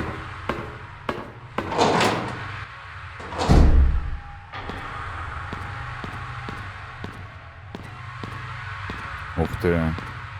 А тут еще одна. И гроб. Ни за что не загляну внутрь. What the fuck? А, такая же логика. Найти руку, приделать манекену. И у священника тоже рука появится.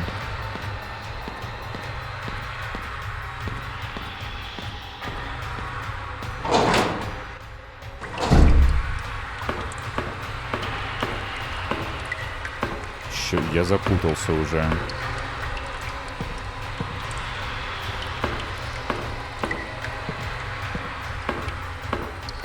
Кровь течет.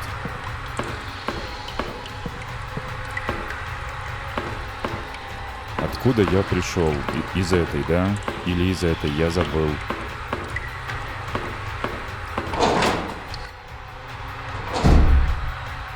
тут не был.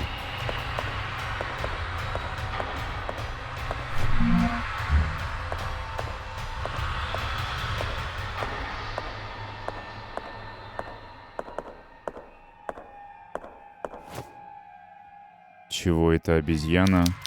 Во рту у статуи вставлен металлический цилиндр. Веревка не дает лезвию опуститься.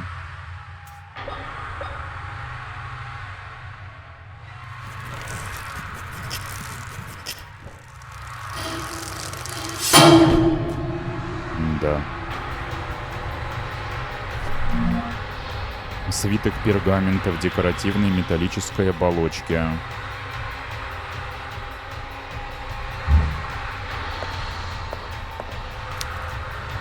Управились.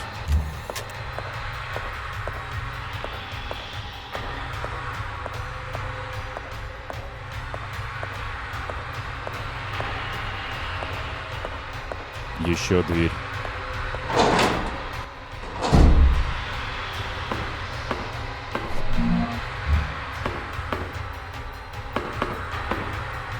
Да ё-моё.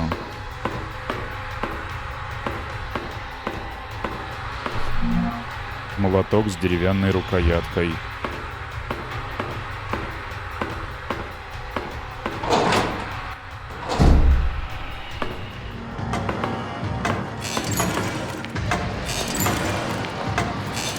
Сначала зажечь, потом быстро. Эх, не успел. Не среагировал.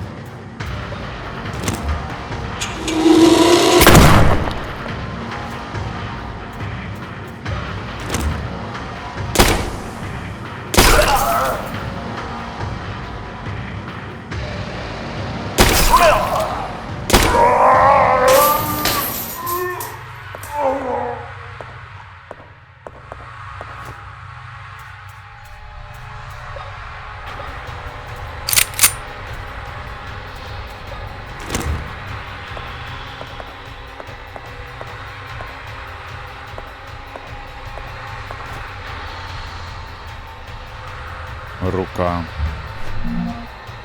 Пластмассовая от манекена.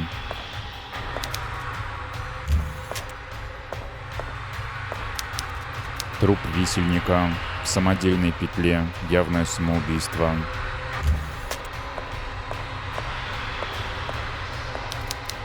Лекарство.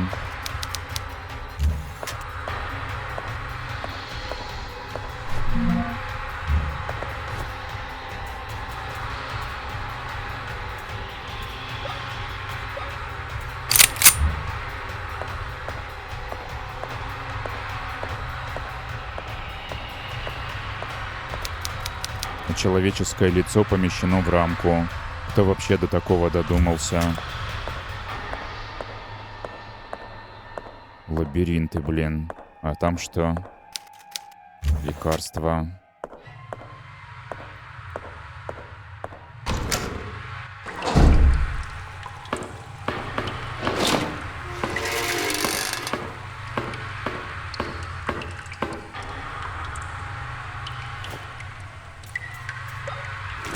А, нет. Темно.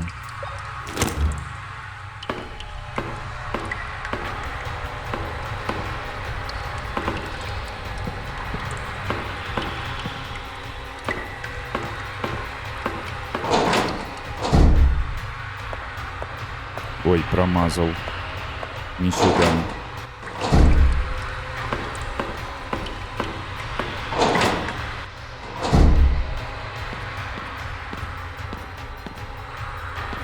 Так, давай. Используй. Все? Или еще что-то нужно жамкнуть? Между деталями все еще есть пространство. Давай молотком его. По пространству не подходит.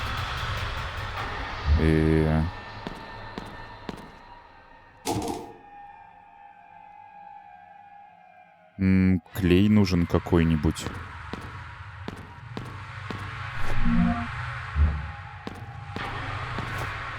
Может совместить.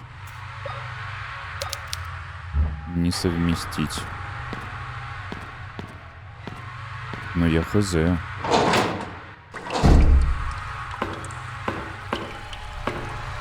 Опять оббежать может все.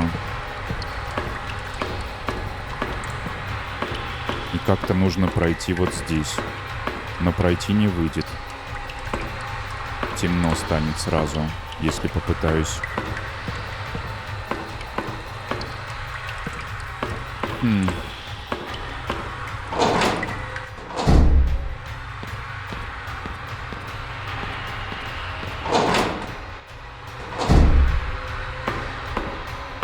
А вот это с другой стороны.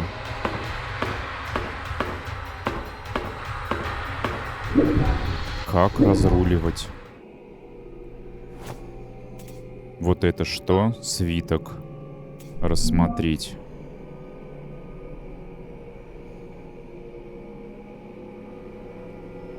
Похититель обезьян.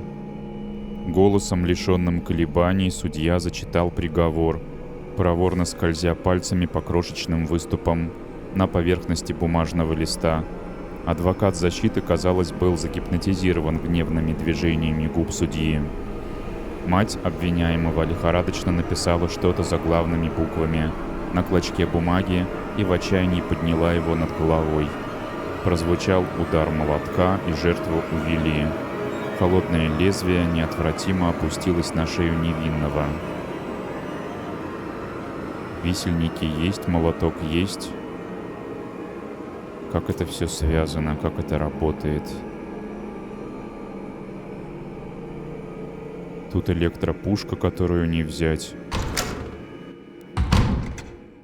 Тут священник, которого не подлечить. Рука у манекена отваливается. О май гад. И все мне разруливать.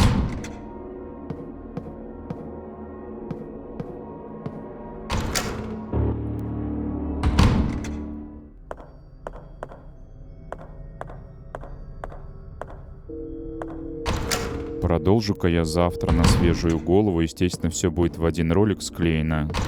А пока добегу до пункта сохранения. Итак, на один день довольно впечатлений.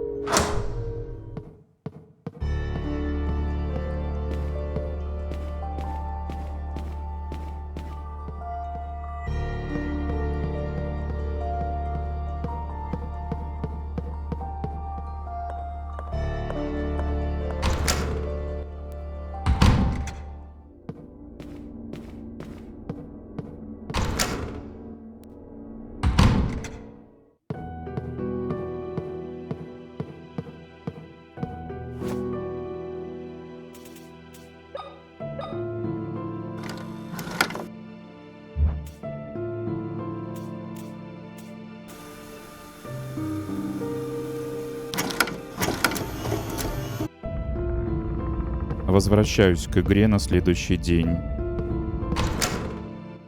Получается, на чем я остановился, нужно как-то приклеить руку манекену, чтобы вылечить священника.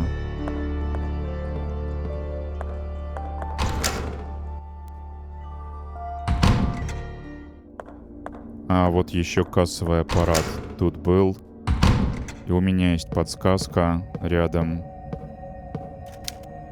Двойка — это пересечение, получается, двух линий, точечка. А внизу точечка, там 3 палочки пересечения. Так, а если посмотреть, где оно тут?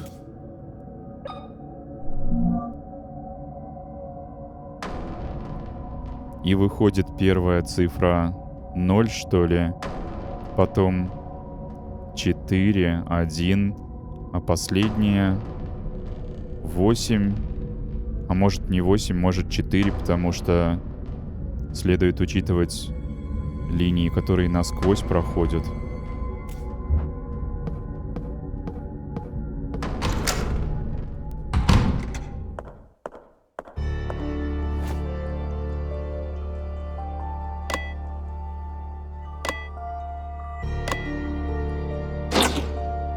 подошло. Монетка с символом. И звездочки. Будто евро. Наркоман на кассе. Заначка. Морфия.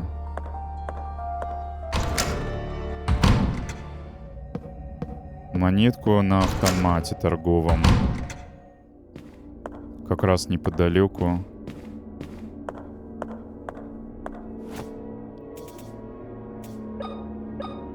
Инсерт. Так, моргнул красным вот этот. Ай, запоминать. Тыц, тыц. Средний, ниже, еще раз.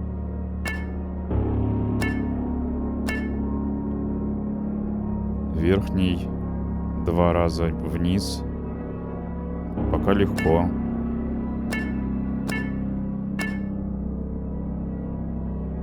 Верхний, нижний, нижний, нижний, средний.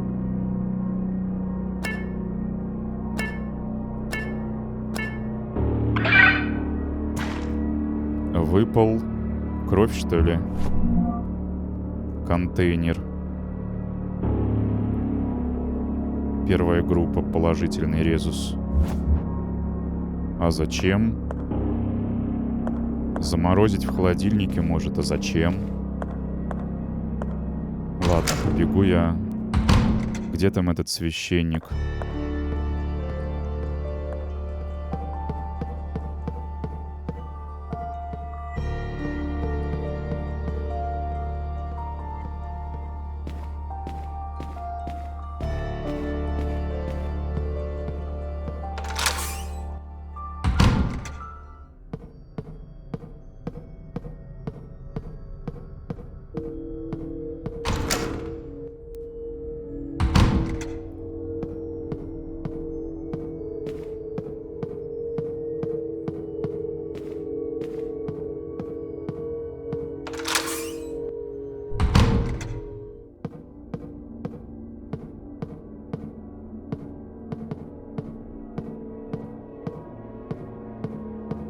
Освежу в памяти сейчас.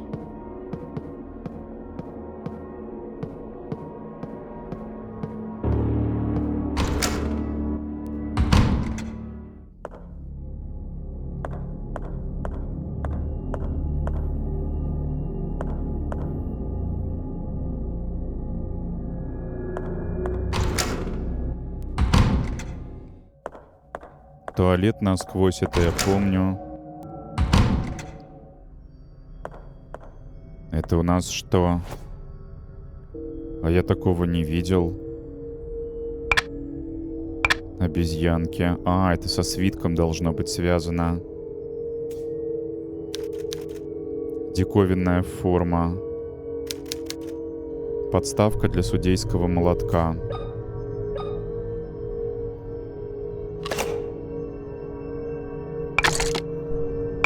Разные позиции.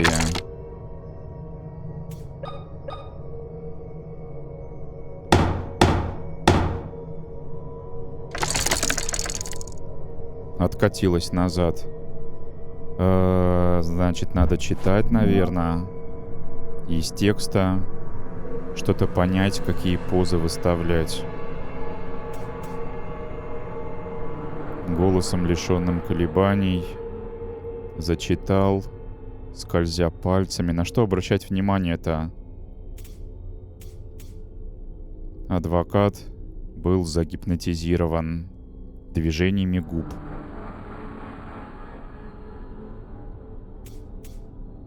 Мать написала на клочке, подняла над головой.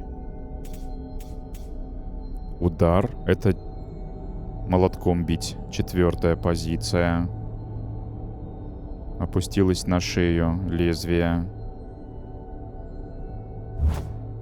О, Господи.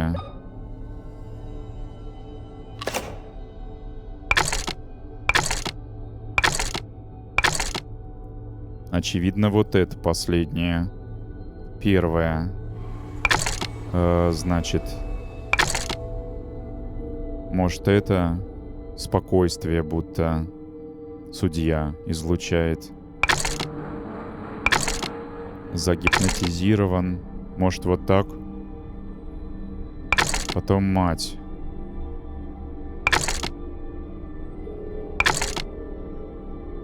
Подняла руки. Или это уши закрываются? О, Господи.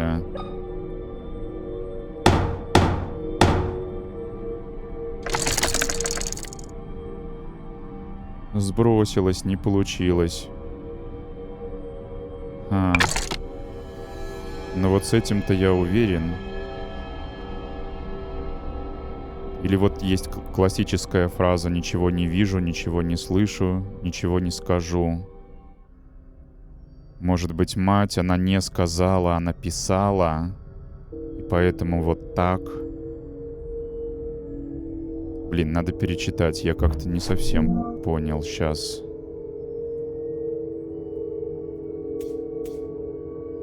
А вот судья зачитал, он ничего не видит или не слышит. Загипнотизирован, а он не видит или не слышит, тоже непонятно. Не, ну если вот этим путем идти.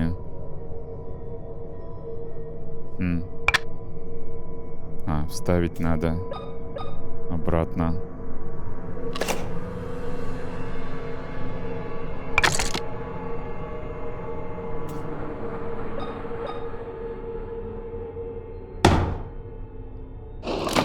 Ух ты, что-то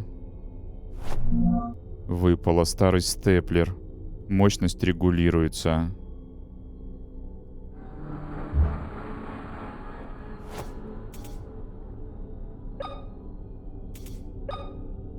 Или сначала нужно руку соединить, а потом выставить какую-нибудь, параметр, чтобы правильно ее заклепать.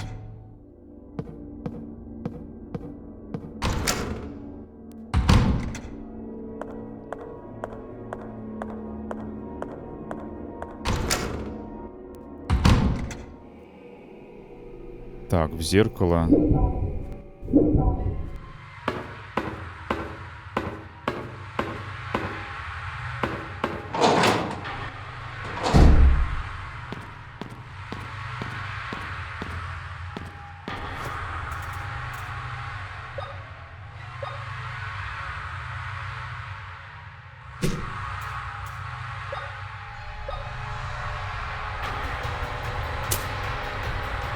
Маловато, недостаточно мощный.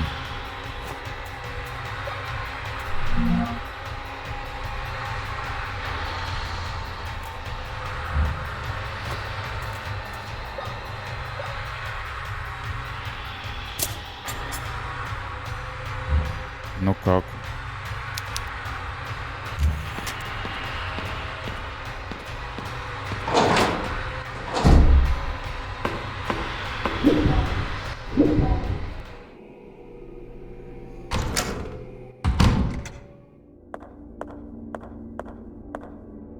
Отрастил руку. Father, are you okay? Carolyn, my child, that thing has stolen my Bible. Stay there, Father. Right now, it's vital that you keep calm.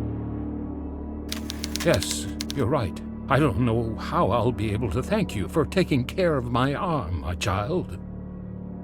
What are you talking about, Father? It wasn't me.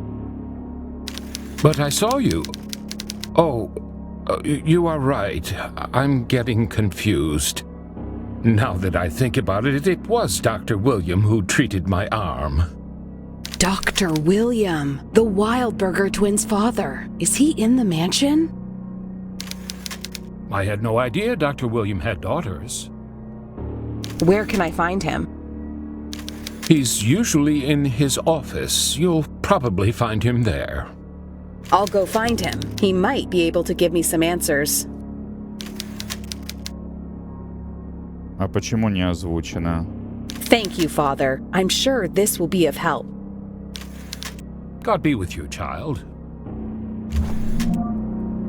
Фонарь с выключателем. Ой, как хорошо. Where can I find Dr. Williams' office? You can find Dr. Williams' office on the second floor of the West Wing. Thank you, Father. Stay safe. То есть мне не обязательно теперь зажигалку включать. И можно переключиться на, например, вот такое. И все равно будет свет.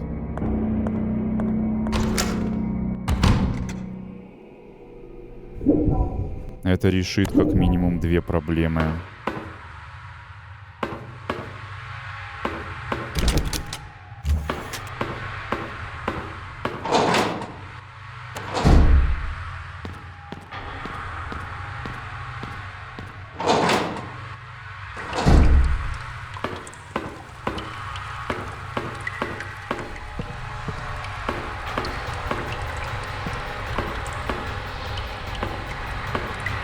Вот первое.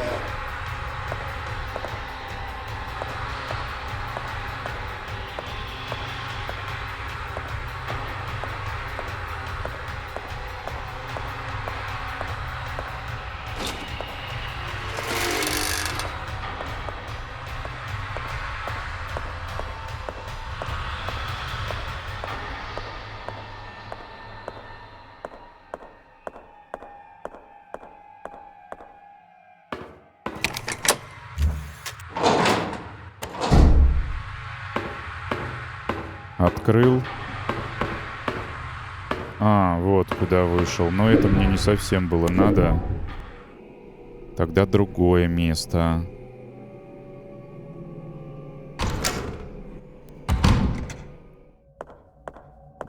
Не это, но, впрочем... Стоп, открыто, что ли? А было заперто. Как так? Я ничего не приложил, никаких усилий, чтобы стало открыто. Самодельное оружие колющего действия, способное бить током.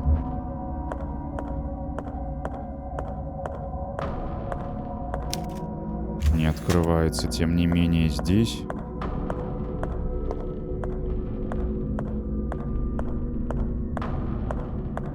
Ой, кто здесь? Дергается.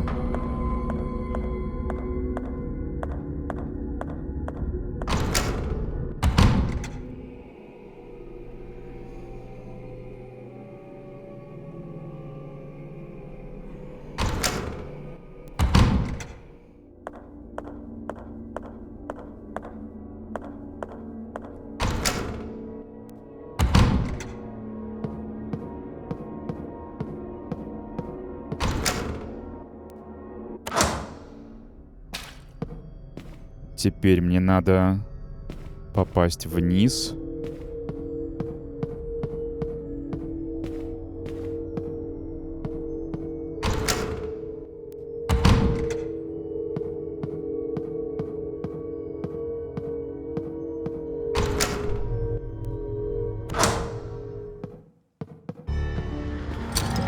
Ой, какого ты здесь?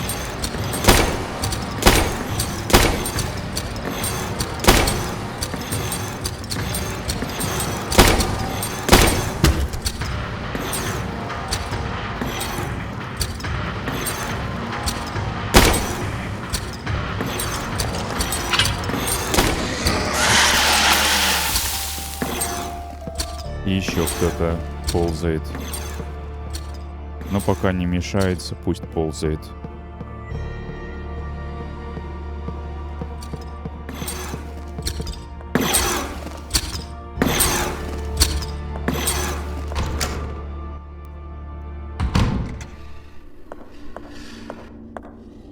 ё-моё. Где там новая пушка-то? Вот она. Экипировать попробуем.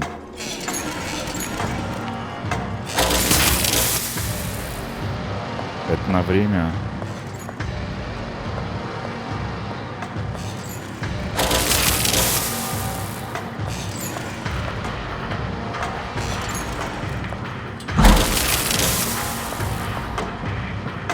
На время неинтересно.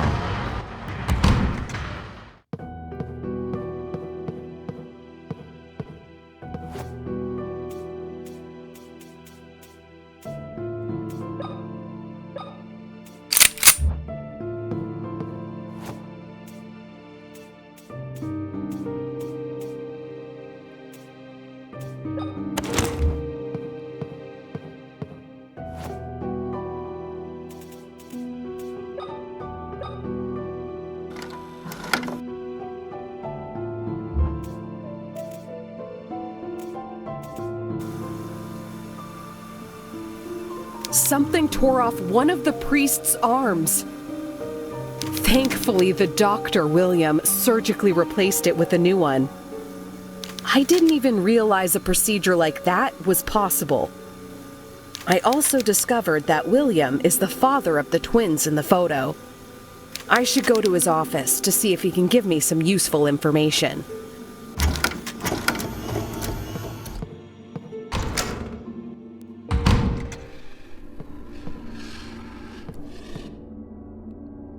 Судя по шорохам, появились враги.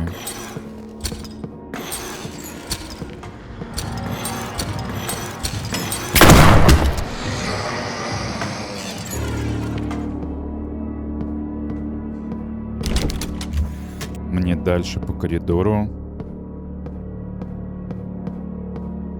Вот этого я не мог завалить. Потому что было темно.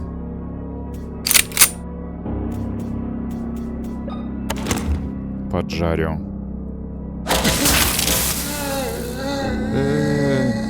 Помер. Надеюсь. Прачечная.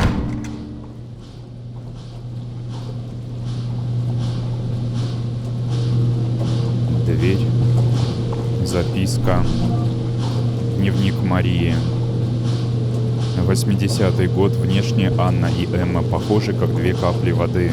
Однако характеры у них совершенно разные. Анна экстраверт, шумная и внимательная девочка. Эмма же спокойная и замкнутая. Я сама сшила им пару нарядных платьев. Долго над ними корпела и на днях наконец-то закончила работу. Двойняшкам хватило одного вечера, чтобы от платьев ничего не осталось. Они пришли с прогулки по лесу, выморавшись в грязь с головы до ног, с листьями в волосах. Оба платья были порваны и истрепаны. У меня едва не случился приступ ярости. И все же я сдержалась, сделала несколько глубоких вдохов и сквозь слезы рассказала им, сколько труда было вложено в эти платья. Глаза Анны наполнились влагой. Потупив взгляд, она пробормотала извинения. Видно было, что она раскаивается. Эмма же продолжала непонимающе смотреть мне в глаза. Лишь на мгновение на лице ее мелькнула насмешливая гримаса. Мое сердце сжалось от ее холодного взгляда. Содрогнувшись от такой реакции, не зная, как быть, я велела дочерям удалиться в свои комнаты. В тот вечер они не ужинали.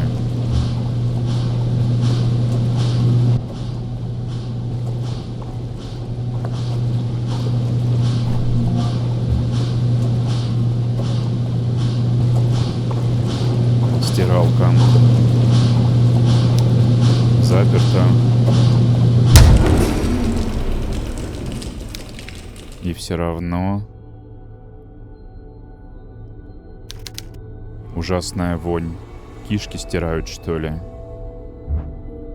Что делать?